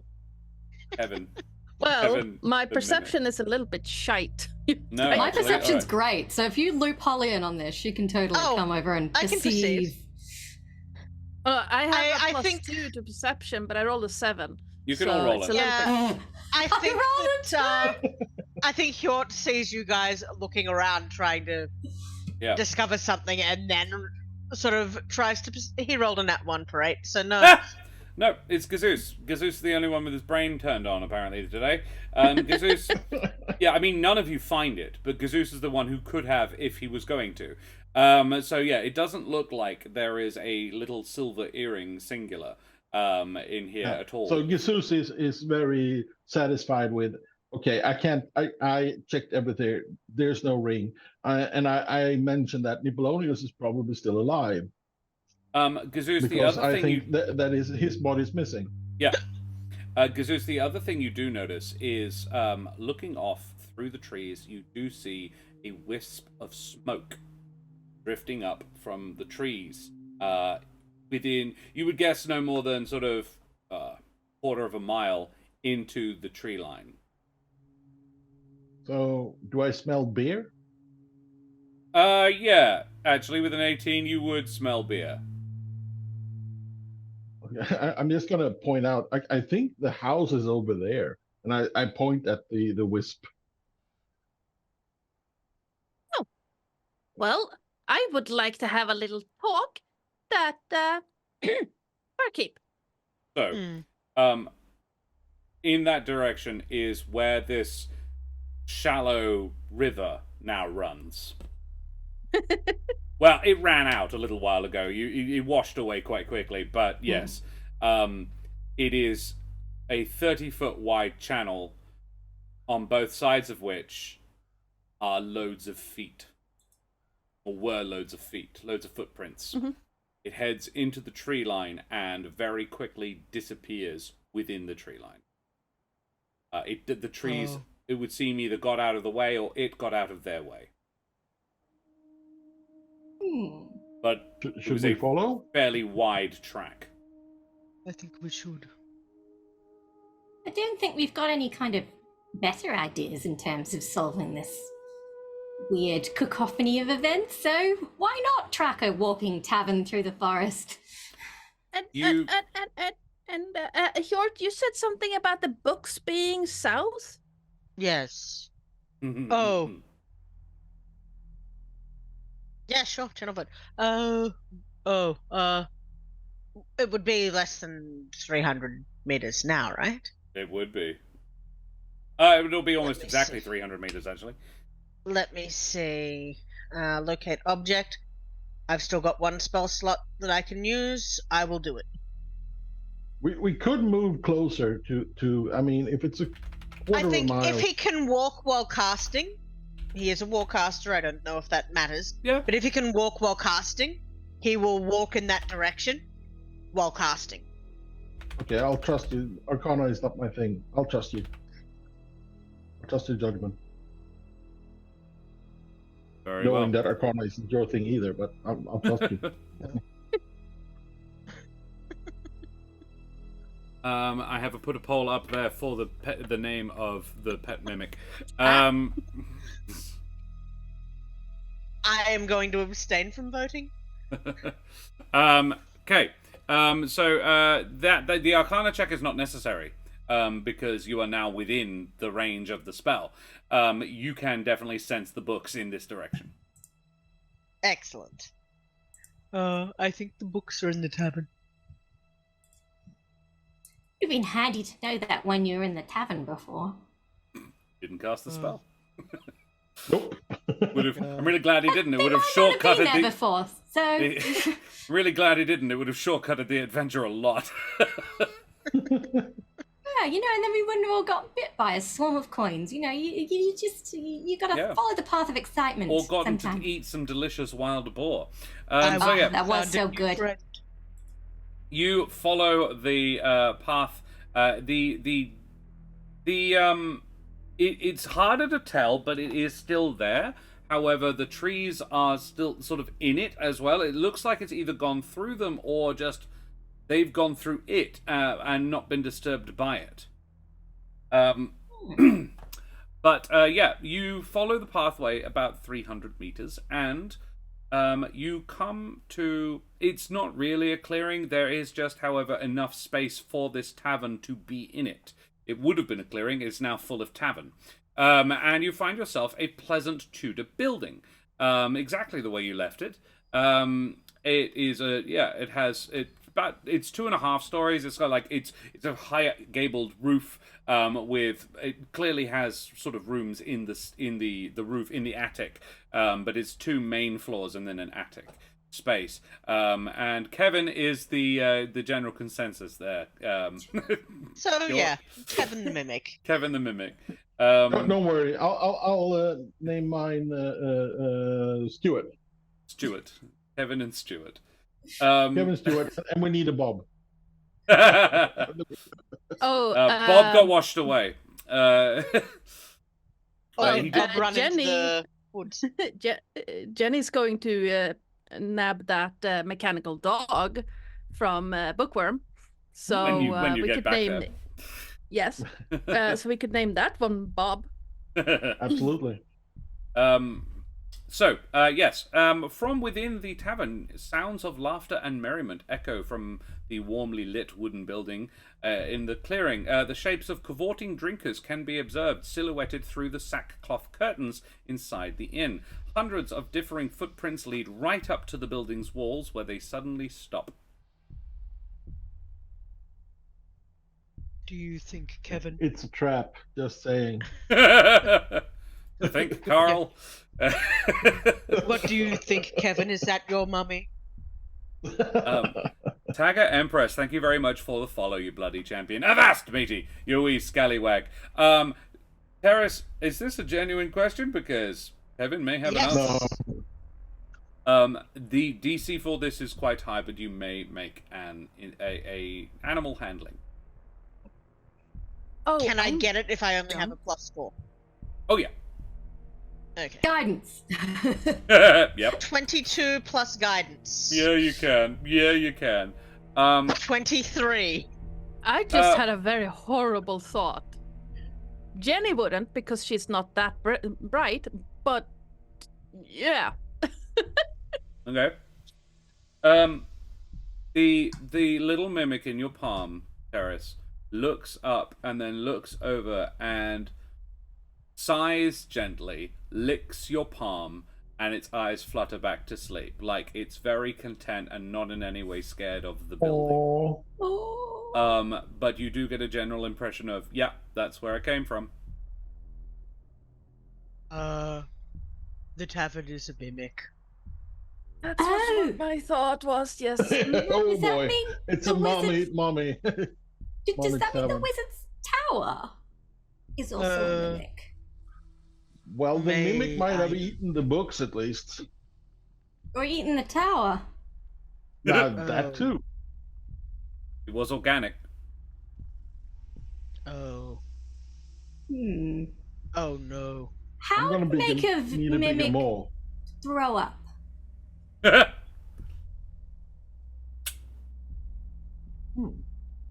Oh, When she asked that question, Jesus is going to put his armor down and start rummaging through stuff. He's not going to find anything, but he's I okay, think it's how to called make a mimic Ipecac. throw up. And he's going to sort of not panic, but he's going to go very intent, searching all his drawers and everything. No, I don't have anything. I'm sorry. Force feed it a whole lot of salt? What sort of condition would the tower be Maybe after being Pepto-Bismol. digested? I don't know. It is an antacid. If you've determined that it's a mimic, you can all make me nature or history checks about mimics. What you know about mimics. My Both of nature's those a are a +0. little bit- My history's Five. a +0. Thus far, it's 19. Oh, Hjord. Gazuz I'm and going Hjord. to. I'm going to use my last Flash of Genius? What's that called? No, it's called Built for Success. Ah, that's right. And Oh, yeah. I have one more left. And yeah, you see Jenny think for a moment, shake her head, and you start hearing cogs just speed up. And I'm gonna add a D4 to that. Please be good. Ha! Okay, so that's a total of 13. Okay. So, Jenny and Gazoos rolled history. Yeah. So your knowledge of mimics is, I think in Jenny's case, book learning, which is why it wasn't super great. Yeah. Gazoos is from personal experience. Gazoos, you would know that mimics, when they have eaten, tend to go docile and pretty chill. Which might explain why you were able to enter this mimic, buy a drink from it, and then leave without it attacking you. However, you would also know that when they have fed, they like to find a place to hide and digest. So it is a reasonable, safe assumption that this thing ate within the last couple of hours, because because you were there a couple of hours ago. Actually, about 4 hours by this point. And its previous meal, you could guess from timelines and people you've spoken to, would be about 2 days before. Which means that this is probably hiding somewhere to digest its meal before it goes back to the roadside, pretends to be a tavern, and eats the next caravan that comes along. Holly didn't do very great either, but Hjort, a nature check. To make them throw up, you possibly have to feed it a large quantity of inorganic matter. Let's start shoveling dirt. Okay, dirt, Jesus inorganic. just out of his armoire brings out 4 shovels. Question. Just an idea. I can make a very big object appear. Oh. Okay. That might work. So I'm sorry, Holly. I interrupted you. I didn't mean to. No, I was just thinking, could we reverse pickpocket the mimic? You know, just throw stuff in the windows. Oh. Oh, we could do that. Can you sneak inside a mimic? I have an idea. Technically, I am inorganic. Yes. Well, my clothes are gonna be bye-bye, but I am inorganic. So if you guys distract it by shoveling dirt through the windows, I can go in there and create a big object. Can you be a big object? No. I can make her a big object, but it didn't end very well the last time. That was a whale. Question. You could Not an object. give us a warning before. And it's not inorganic. Question for the DM. Yes. If Hjort was to turn Jenny into a whale, would that be a construct or an actual whale?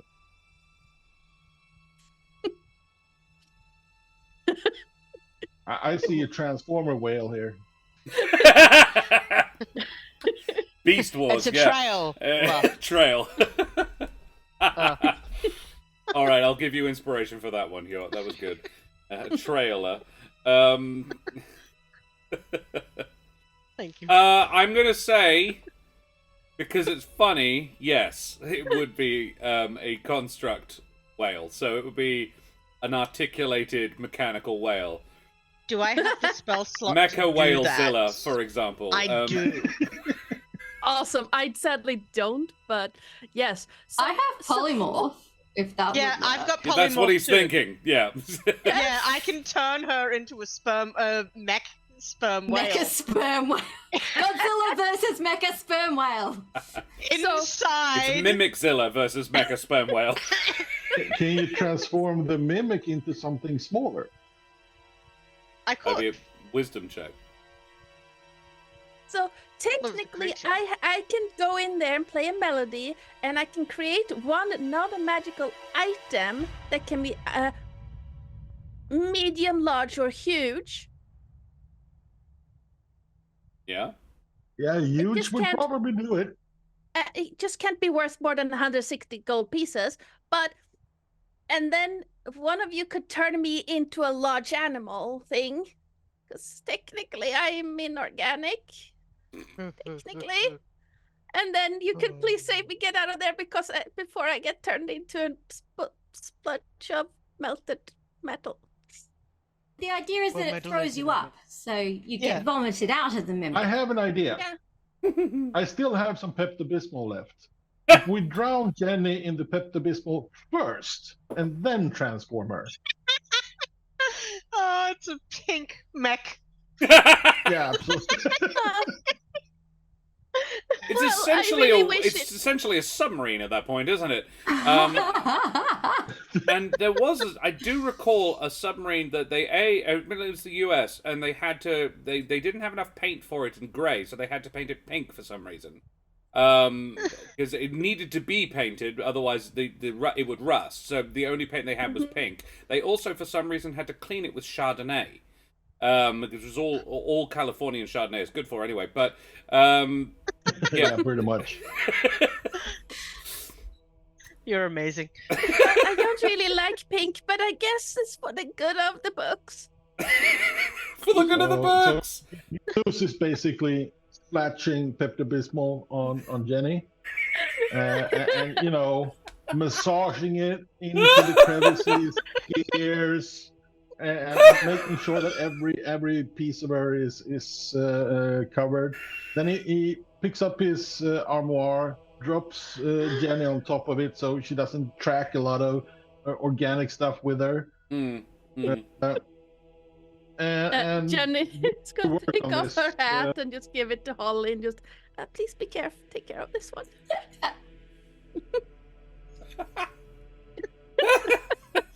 This is arguably my favorite plan ever. Okay, so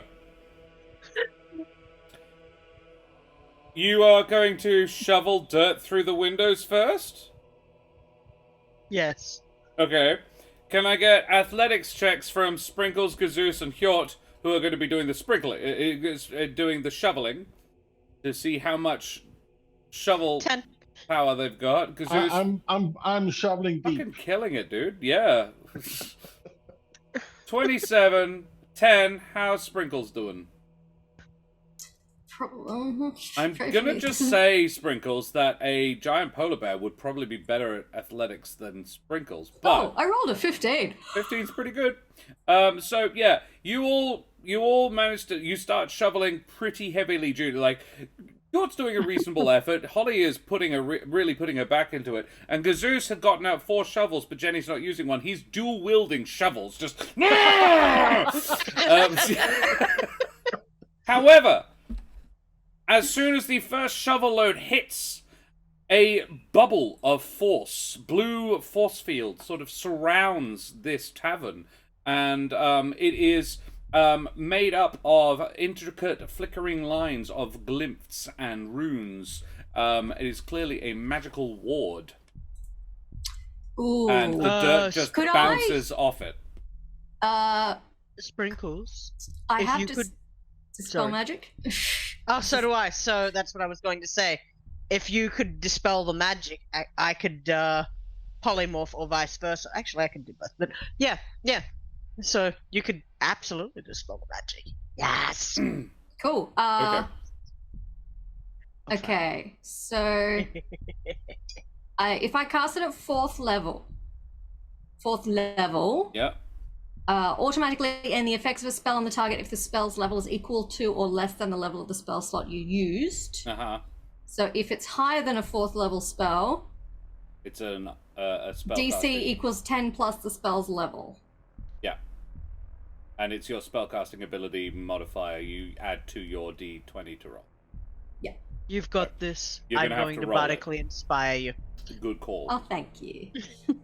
I- Yeah. So make a spell attack.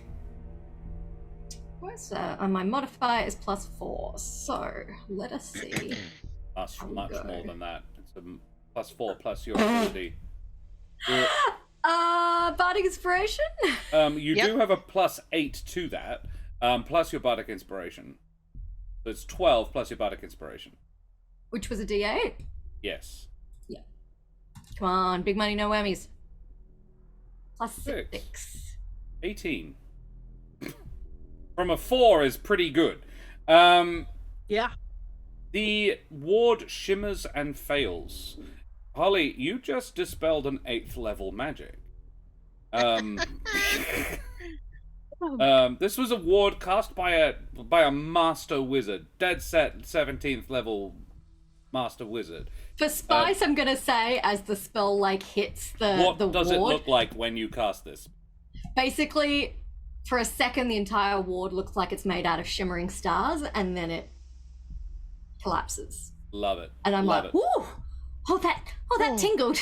Short has That was a big one." Jesus has not stopped and is just chucking dirt at the windows, and yeah, probably within a couple of minutes, the best part of a third of a ton of dirt has been thrown in through the windows, which break almost immediately under the assault of just shovel loads of dirt pounding in through the windows. And at the door of the tavern appears Jonjo. Says, "Hello there, who's throwing dirt in me tavern? Jonjo, run! Why? What's wrong? It's a mimic! What's a mimic?" The tavern, you idiot! Sprinkles. I think Sprinkles, that's not John Joe. Right. Go and- back inside! Yeah, At every Go back window, inside. at every window, a bunch of different faces have all shown, including Marcus, Citelli, and Dawn. And they all say in unison, "It's not a mimic, it's Fan!" In exactly the same voice, John Joe's voice. "Come on in! First round's on us!" And then they Well, that- all move away from the windows. What? That's very discomforting. So about that idea we had. I'm gonna do a go ahead. very special attack with a small gnome. Does Yes. Jenny, like, diving position herself and you just javelin her through the door? Yes. Yeah, pretty much. Green dress flapping Yes. behind. All right. You call Um, out when Johnny you want me to wins. polymorph you. Yeah. You will hear the music. So I guess that's a strength check plus my yeah. It's call my it athletics. proficiency. Athletics. Oh, it's this. Okay. You will know when the small lady plays. I'll take that. Oh, Good Ardanna. That was very good. Yeah, all right, go on then. You've got. You already had inspiration. I don't need to give that Yes. value to you. That was very, very good though. I'm going to give you a D4. I'll give you the D4. Thank you. Because that was very funny. And yeah, Jesus takes a minute to get the weight right, like the balance point of Jenny right. Jenny forms herself into a she proper dab, and he just takes a running leap and just yeets Jenny a dirty 20 through the open door.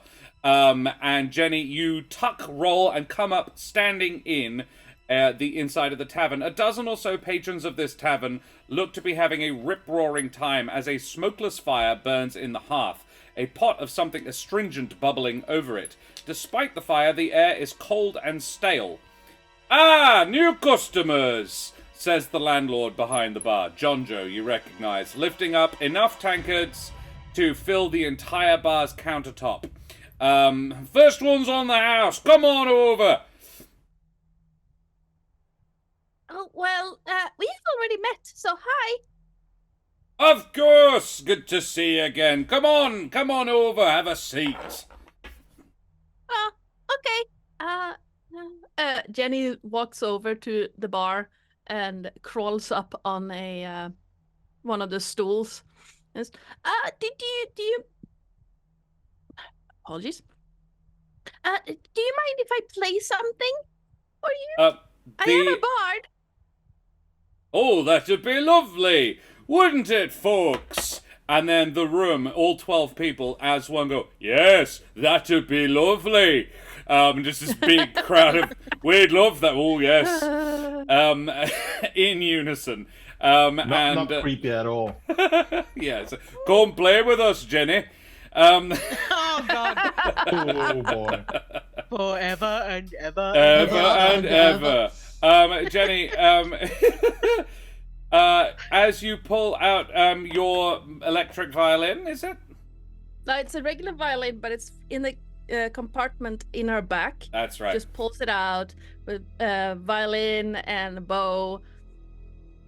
And, as you pull it out, wisps of bright green light begin to swirl and flash around you. Outside Gazoos and Sprinkles, you also begin to notice this as you are teleported away. And I think we'll leave it there. Oh no! And now one of your new friends will be in the bar on their own. Good luck to them.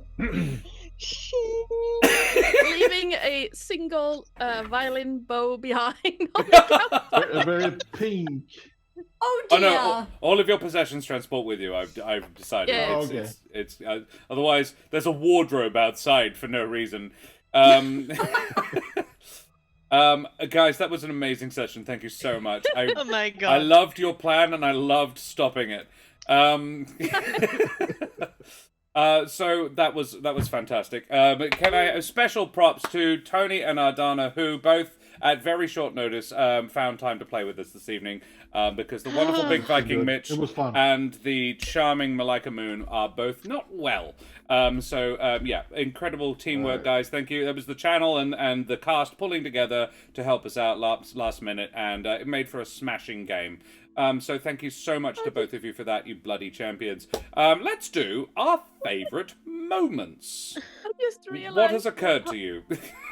Jenny would have started the performance of creation as she was teleported, which means there's going to be a huge wooden box in Candlekeep where she shows up.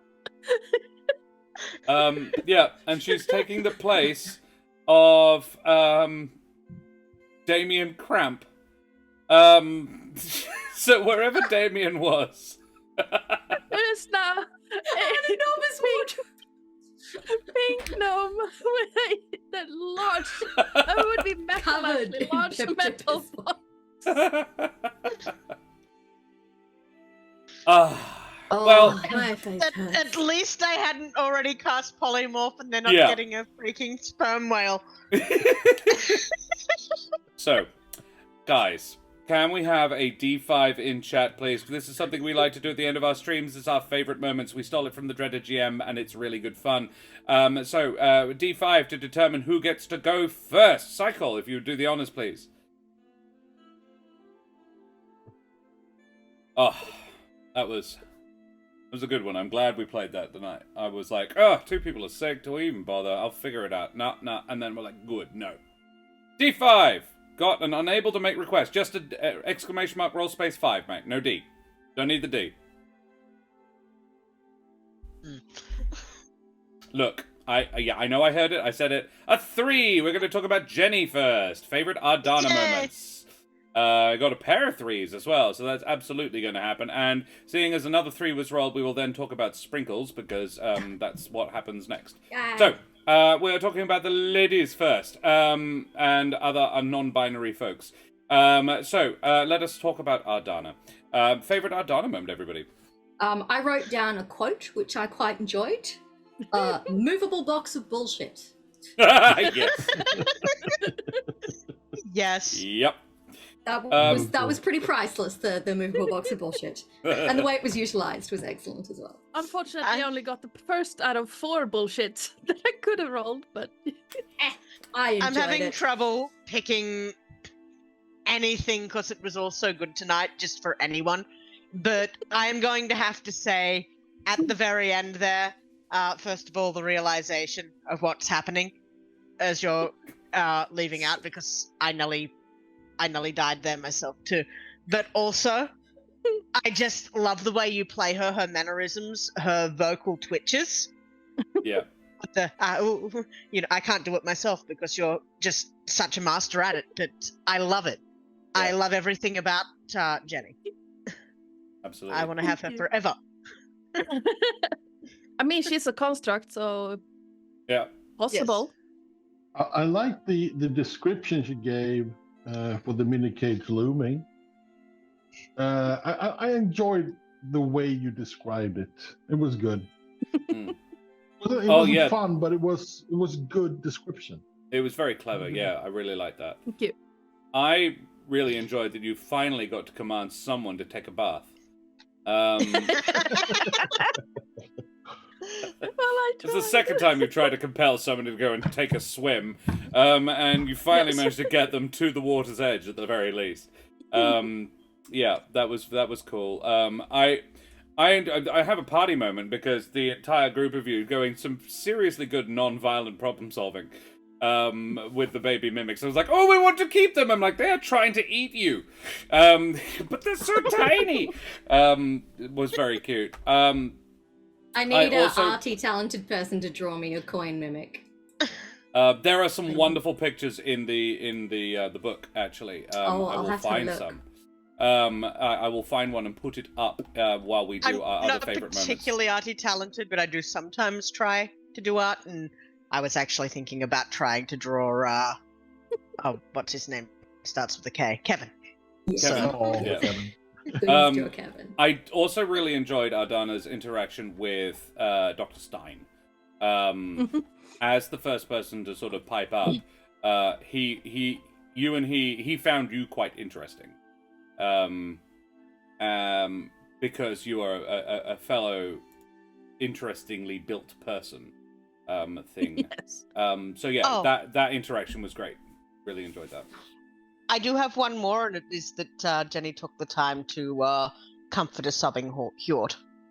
Oh yeah. Yeah, that was good. So, I mean, thank she you. might be a construct, but and she Yeah, might that's only not be feelings. like 4 years old. But no, she's 12 actually. So, Oh. but she's a construct. She was built as an adult. So Yeah. There is a picture of some coin mimics there. Oh. Aw. No little cuties. Oh, that cute. Okay, I know they're What would supposed you to be call them? scary, but they're cute. They are, I they're love adorable. them. And I imagine them very much like the one on the right is what Kevin is. Yeah, the Pac-Man-esque. Yeah. Yes. But with little feet. And not stolen feet either. Alrighty, well, favorite self moment, Jenny? I really enjoy using Jenny's more mechanical functions. Like, it's a lot of fun to play a construct that acts like humanoid, but it's almost more fun to actually be a construct, like her weaving the metal and like walking that 90-degree angle. That if you do that as a humanoid, your back is going to kill you. Yeah. But Jenny doesn't have that problem. Yes. Yeah, just being able to act her inorganic features I think it's fun. Yeah. Oh. There's another little one behind as well, actually. I just got to the picture better. Yes, well, let us talk now about sprinkles. Favorite Karen moments? Oh, I have That's to what start. you do with unwanted babies. Yes. He stole mine. Mine was the use of my most disliked spell, but I got to be on the other side of it. Because tidal wave has ruined so many of my encounters. Well, not ruined, but No, radically short. improved, but yeah, shortened. Shortened. So many of the encounters I've built. Yes. 3 words. Yeah. Go back in.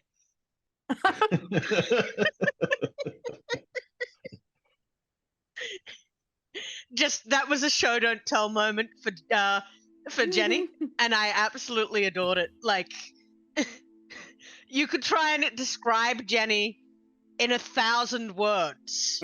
Sprinkles. Yeah, you could try and describe her in 1,000 words, but that one little moment, those 3 words of "go back in," just explains her in a nutshell, and I love it. It was just amazing. Oh I really enjoyed the very beginning, when you first appeared and you were getting your bearings and asking the pertinent questions to a group of people who were all here before, yeah, just getting your bearings and going, oh. But there were several realization moments that was writ large upon Sprinkle's face exactly what you and she thought about this particular situation. And the realization that you were probably dealing with a giant mimic is like, oh no, that's not great. I think the best one was, oh no, the legs are attached to it. Oh, that's much worse. I don't know what I thought it was, but that's much worse. Also, Jenny's gonna find Sprinkles now because Sprinkles has Jenny's hat. I'm sure they will appear together again, but not for another 3 sessions. It's like, Danny, I've still got your hat. And yeah, apologies that I kept calling you Jenny. For some reason, I got Jenny Sprinkles. No, it's Sprinkles something. Actually, yeah, they are It's not Holly in. Sprinkles. They are not in the Holly game again Sprinkles. together. Again. Oh. Are they out of game together? Oh well, Karen will be in 2 of Ardanna's games and the final session. Oh, okay. And I'm sure we'll bump Ardanna- into each other back at Candlekeep sometime. Yeah, yeah. I will happily say at some point that that Jenny gets a hat back in the next 2 levels. Because the next time she'll be reappearing is in the second to last game. Next Thursday. But, yes, Karen, favorite self. Ooh. I quite enjoyed Misty stepping out of the swarm of mimics. Yeah, that was was a very amazing. good use of that spell. That was smart. But I did also enjoy guiding bolting them by flipping them the bird. Yeah. I really like Bird. the misty step thing because I imagined that you were fairly enclosed in them by that point. So very briefly, there was a perfect sprinkle shape of mimics floating in the air, and then they dropped to the ground. Yeah. Because there was 128 of them at one point when they came swarming out of your pocket. Amazing. Excellent. Alrighty, well, can we have a D3 in chat, please? To choose between the boys. The boys. boys. And yes, Cycle, it could be a next year problem. Yes. 12 months later, oh my goodness, Jenny, I've been carrying your hat around forever. Yeah, Sprinkles now has a very attractive hat. Don't know if she could get it on over all the natural detritus in it. Well, that was my solution. Somebody had somebody left a leather armband, like a leather cuff, at my house after a party once, and I didn't know whose it was. So I just wore it until I encountered somebody who was like, I've got one like that. Took nearly 2 years, by which point I was very attached to it. And Steve just let me keep it because he had a pair, and one of them had gone missing at this party, and he'd thrown the other away because he didn't want to wear just one. So that's a 3, which means we have a Tony Karlstrom. We get to talk about Tony or Gazeus. Gazeus's high rolls saved the day a lot today. But my favorite moment was definitely punching the tree to get rid of the mimics. Yes. That was very smart. That was an exercise of violent non-violent problem solving. I really enjoyed the Holly nabbing. Just like, Oh, you stole mine. The entire combat carrying Holly around by the scruff. I enjoyed the little dance that he and Hjort did together. Oh, yes. Yes. River dancing them to great. death. Yeah, what an incredibly ignominious way to die. Michael So I flatly just to death. imagine the They were Michael flatted to death. I think that Jesus now has the the title Jesus Lord of the Dance. Yes. It I was can a just river imagine- dance as well, because you were next to Yeah. it. Yeah, that's why I chose it. Oh, very good. No, I Excellent. really I could see it like Jesus not really caring if he stomped them into the ground, while Hjort would just like kick them to the side instead. Yes. I wrote down a quote for Cazus as well, which was flipping the holy bird in reference to my guiding bolt, Yeah. which I thought was a That was amazing. turn of Yes. phrase. Also, just pulling shovels out of. It's like, you need shovels? We got shovels. It's such a great idea. Like a large backpack of useful objects as a magic item Yes. is a very handy. I'm just like, I just have something that is the bag of requirement, essentially. A very, very good thing. It offers a lot of comedic stuff. Yeah. Pepto-Bismol. That's the fun part, because wherever Jenny's going, she's covered in Pepto-Bismol. She's acid proof. Yeah. Oh no. I seriously considered doing it as you cast the polymorph. So she would be on another plane of existence, but you're still focusing on the spell. So you get there, and you get a mechanical whale covered in Pepto-Bismol just appears somewhere else. Probably at the Candlekeep. Oh my god. Who hired this? Moo! Oh, don't. I'm gonna die.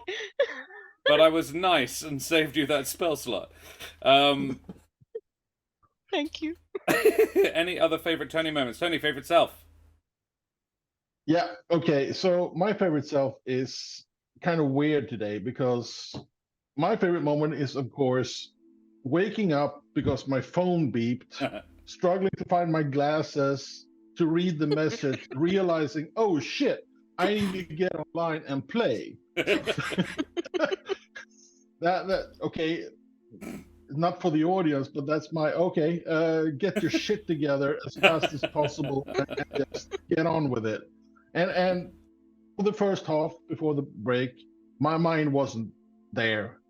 Yeah. And so I woke up after the break. Oh, it was. So, but- I was like threw Tony in the deep end, rather. That's and you're very freaking welcome, regardless, mate. You certainly made up for it in the second half. You're amazing. Excellent. Great job.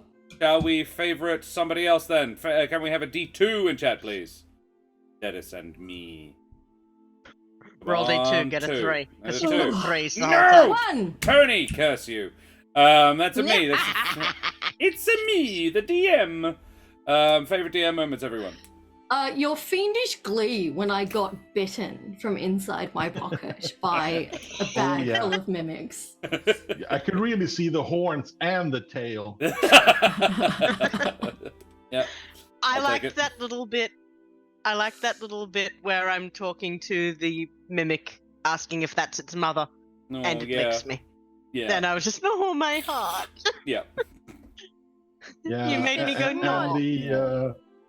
And the reference, "Come play with us, Jenny." That's just gave me chills. It's upsetting, Damn isn't it. it? Just doing it with a Liverpudlian or faux Liverpudlian accent is very upsetting. Go play with us, Jenny. Yeah. That whole movie would have hit very different with rural British Made in the accents. north of England, yeah. Oh, Oh, can you yeah. imagine a Jenny Oh. doing that? Like, Come oh, play yeah. with us. Yeah, that's... No, we don't... Why did you need to do that? Yeah. No. Oh, I get the same when I'm doing the voice of us in Baldur's Gate 3. Yeah. Most of my players who watch it are like, no. Stop it. Yes. Yeah. My favorite DM moment from this session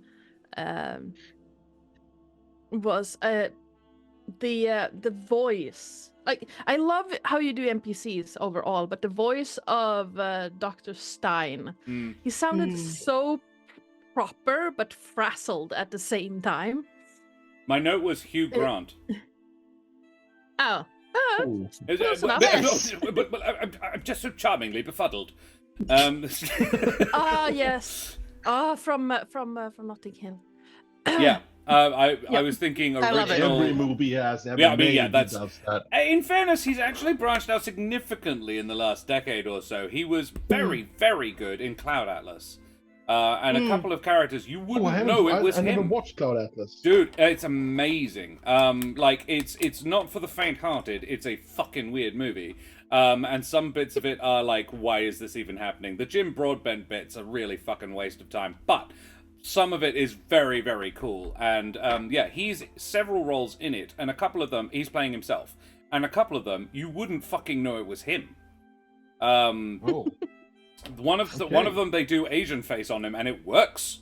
Like there was a lot of controversy about it because there was blackface, there was Asian face, but it was the whole point was that it was the same people in every setting. And it made sense. It was, I would argue, in favor of it in that one instant. That it was not necessarily okay, but it made sense there. Yeah, it was a very, very good film. Would recommend.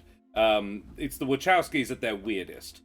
Well, I like a little bit of weird, so I'll have to watch it. Yeah, me no. too. Absolutely. Karen I and mean, I I watched like- it in Wales, and because we had a Yeah. blockbuster. We lived down the road from one of the last blockbusters in the UK, and we had a membership. And you got like 7 a Right. week. Good times. For like I a miss dollar. videos. Yeah, I For like had a the pound or privilege when I was still in school. A neighbor ran a video rental Oh, store, wow. and after school, I counted part-time there, and so every night I had 2-3 movies with me Heck back yeah. home. Awesome. Hell yeah. I mean, one of my favorite movies is Legends of the Fall, and also The Fall, not to be confused. One is really cutesy poo, but if you watch the second one after, your brain goes, "What?"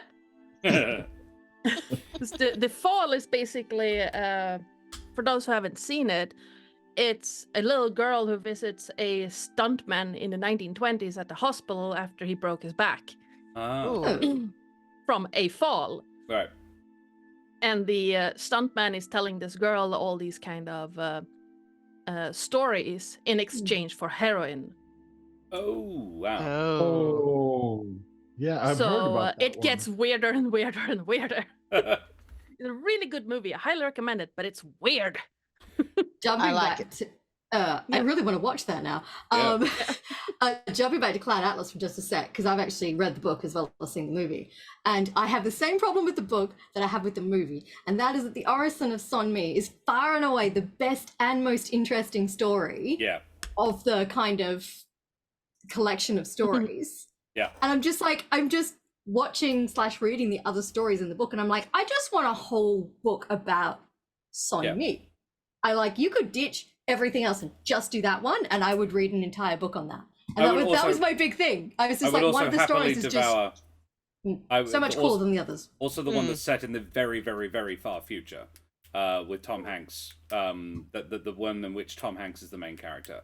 It's one that's one of the better supporting ones, but yeah, some of the supporting stuff is just a bit. Yeah, and the one on the ship is also good. But yeah, a couple of them are just like, why is this? I understand narratively why it's here, but it's irritating. It's nowhere near as interesting as the others. And who's the other one? Hugo Weaving is fantastic in it. I mean, it is the whole cast fucking knocks it out of the park. Anyway, my favorite DM moment would probably be my description of Dr. Stein. The book didn't give me that. All the book said was he is more biomechanical construct than man at this point. And I took that and created this image that I gave you of a dude in a suit, but the suit is dressed properly. Yeah, I thought it was a bit more fun because I'd originally written that description, then I checked what the book said. I was like, oh, okay, I can work with that. So I basically just put the suit that I had originally described and the man in it inside of a mechanical contraption. It was fun. Yeah. I love that. Yeah. Yeah. And your understanding and realization that his brother or his half brother is the barman was really fun. I love dropping those. Anyway, I'm going to be off. If you see John Joe, say like, and you're like, wait a minute, we have seen John Joe. Oh dear. Darth Stein, more machine than man. Hey Marco, good to see you. Yes, very nice. That is a solid entrance into the chat, Marco. Yes. And hey RC1138, how are you? Let's rocket Red Fusion Red Space Turbo Rager. That's another solid entrance into the chat. What are you guys doing over there? And Chloroform Drinker, nice to see you. Thanks for joining us. Oh. Hello. Right, well, that's favorite DM moments. I shall escape from this now, and we will talk about favorite Hjort moments, everybody. No. Yeah, she stole my idea for taming baby mimic, and she did it very well. Sorry. I mean, I love the way you did that. Yep, that was very good. Sorry. He's just I loved his determination to tame it as well. It's just like I will have a be pet tamed. mimic, damn it. You put a cute thing in a game Terris plays in. Come on. You knew this would happen. I put nothing in here. This was part of the adventure as suggested by the book. You knew this would happen. That's you it. did I put found Terris in there, though. Oh, yeah. Hjort mage handing Yes. the mimics into the river. Yes. Great. It's like, go away now. Shovel, yeah. It's like, I'm not touching these, but I will throw them in the river. Thank you. What is happening? Chloroform Drinker, we are doing our favorite moments at the end of our D&D stream. We have just played 3 and a bit hours of D&D, and now we are just going around the room quickly and saying what we thought each other did well, because it is a nice way to end a game of D&D by telling each other your favorite bits, which helps people grow as a performer and as a creative, and also just makes you feel nice. Nice to compliment people. Yeah. And in my methodology for life is be kind, for it is the way. So yeah, and this is just an exercise of kindness. But if you're intrigued, Chloroform Drinker, you can the episode will be up on YouTube in usually within 48 hours. Yes, we do have the U of the Tubes, so you can check us. It will be out tomorrow evening at 10. And part 1 is already up. Is already up. Yep. Yes. Yes. Having to pick one favorite of Terris that hasn't been stolen yet. I do. Then this is gonna be a bit selfish, but the potential return of the sperm whale. Damn it! It's gonna be mine. I was so looking forward. I can turn things into larger things. Oh, I could do that. I think we just need to see who ends up sick tomorrow. Yeah, sadly I can't be here tomorrow. Nah. But... And we don't have another inanimate being as the inorganic being as a player. Tomorrow we are having Redding come back. We have Redding will be back. Then it is a half orc druid played by the wonderful Jess, the Queen Binch. Daria, surname redacted, is bringing back Damien Cramp, and Brendan Ellis will be Redding, along with Hjort, who is the only remaining character. Provided they're all still well. Daria was sick last week, so hopefully they have recovered by now. What's that, 5 out of 12 players It was. have been sick? 5 out of 12 players have been sick so far. Sorry. I can make tomorrow if we start an hour later. Noted. Noted. Jenny just randomly comes back an hour into the session. Why? Yes. I Covered can in also Pepto-Bismol and just shaped give like a me whale. A little bit More notice. Noted. Yeah, Yeah. None of them have great. told me they're sick. Yeah, none of them have told me yet. And Mitch gave me a warning 2 days out, and Malika told me this morning. So if I hear from any of them, Jess swears she's up for it, and Hjort's right here, so we know. So that's at least 2. Karen is theoretically available, so yeah, we should be good. But hopefully Yeah, we I'm won't here have to do unless I any end up subbing. in the hospital or something, but I should be fine. Don't say stuff like that. Don't jinx it. That's my heart rate went up 20 beats a second, just very briefly. There was all like, no fucking Oh, what? you're fine. Is that likely? Okay. No. Yeah, I think my favorite moment of Hjort also had to be the contribution to the plan at the end. But that's already been stolen. So I would say instead, your interactions with Kevin. I Oh, thought thank your interactions with your mimic are very, very cute. Actually, no, there you go. It's not.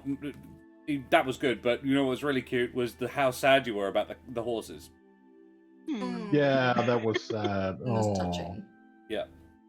I also Don't like quite like those how horses. all of you managed to make Stein come with you when he super didn't want to, because I don't want to have a 17th level wizard with the party when they go into the fucking tavern. Aww. It is noteworthy that Hjort has the bangle that summons him. Excellent. Um, He's dangled it off one of his What you antlers. just said, Josh, is everyone else is expendable except Jord. Well, Thanks it's- very much. It only just so happened, and that's lucky, isn't it? Because Hjort's still here.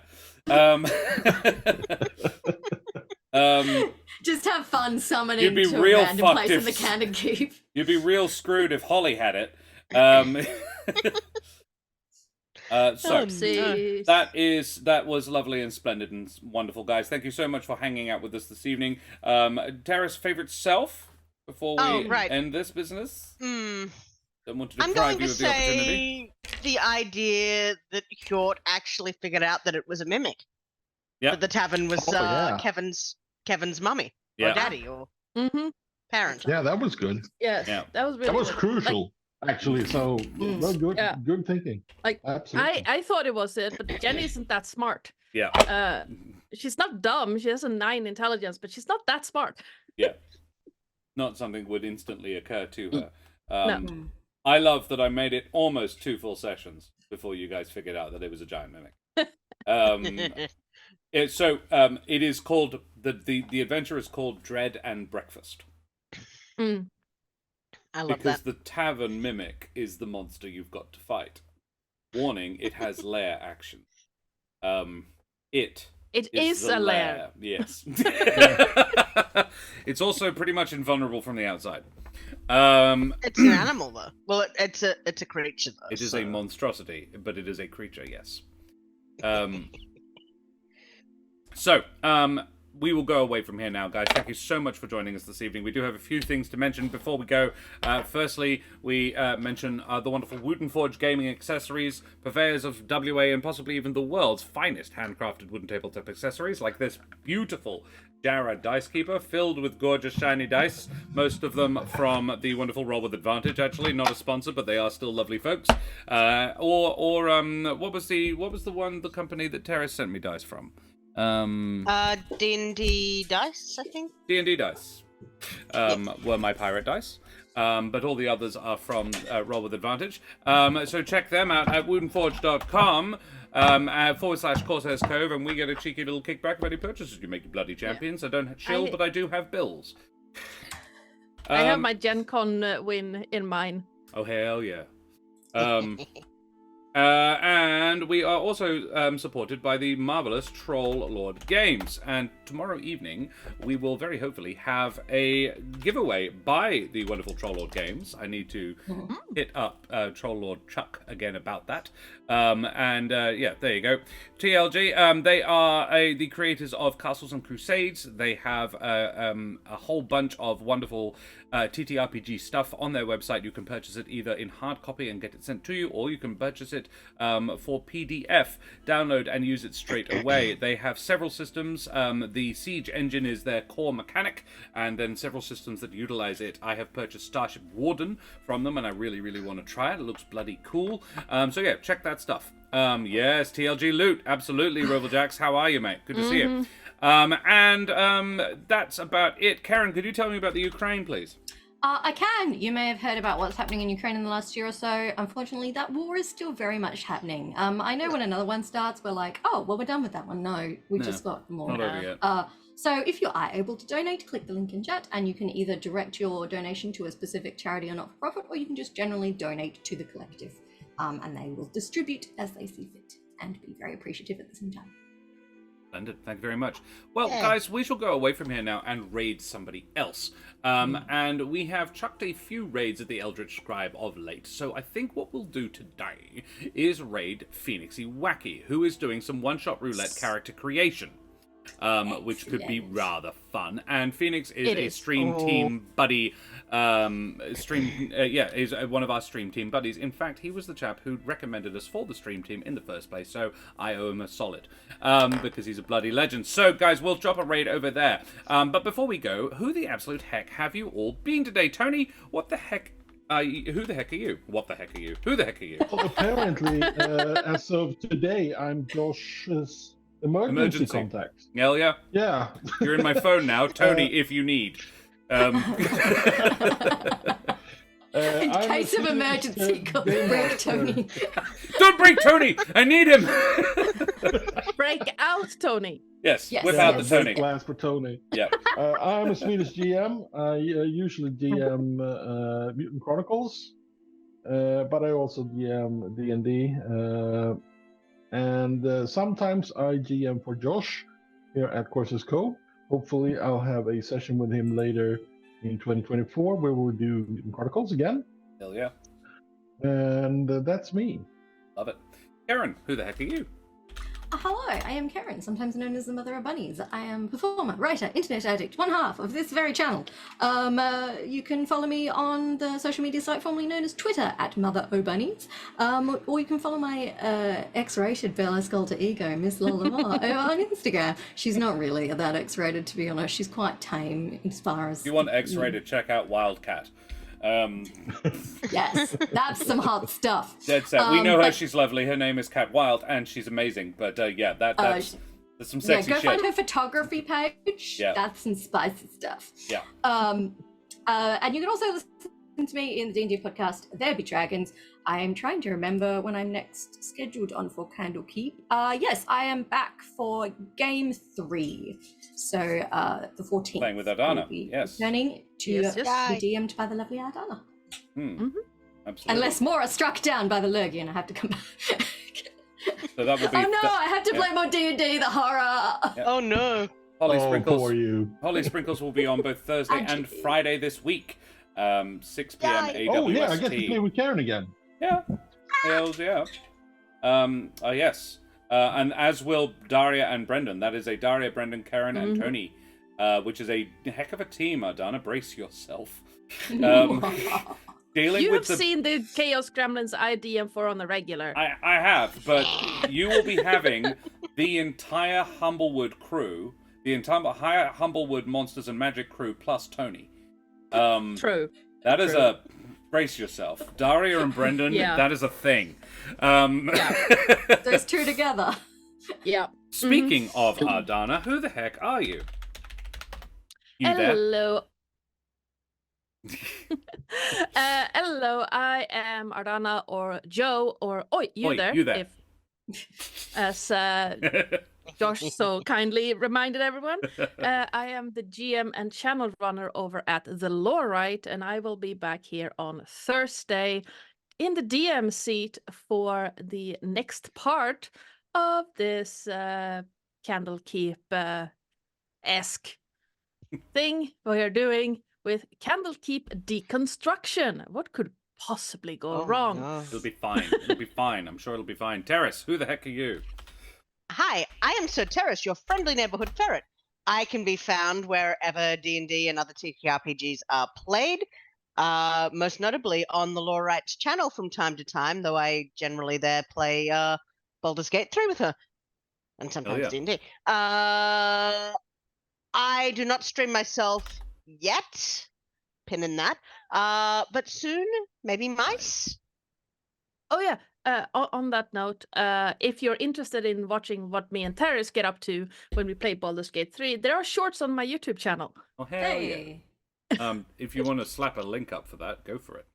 And what was I going to say? Grab that. Yes, it's like, no, Mr. Bond, I expect you to mice. And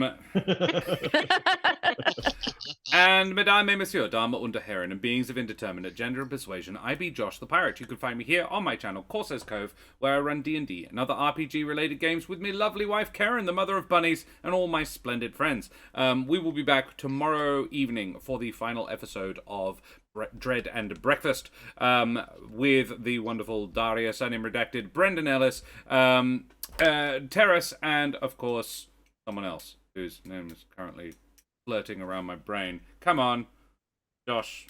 What was the name of the person who's playing it? Jess, of course, Jess, the wonderful Queen Binch herself. So you can come and join us there, 6 p.m. AWST for more of that. That's basically what we're doing for the next week and a bit. Is Candlekeep Christmas. So we will have the full 12 days of Candlekeep over the next week and a half. Yeah, it'll be great fun. So I hopefully see you there.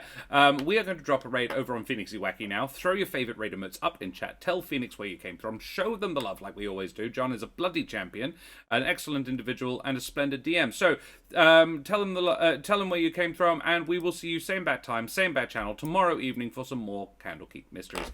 Say goodbye, everybody. Boy, everybody. Bye. Boy, boy.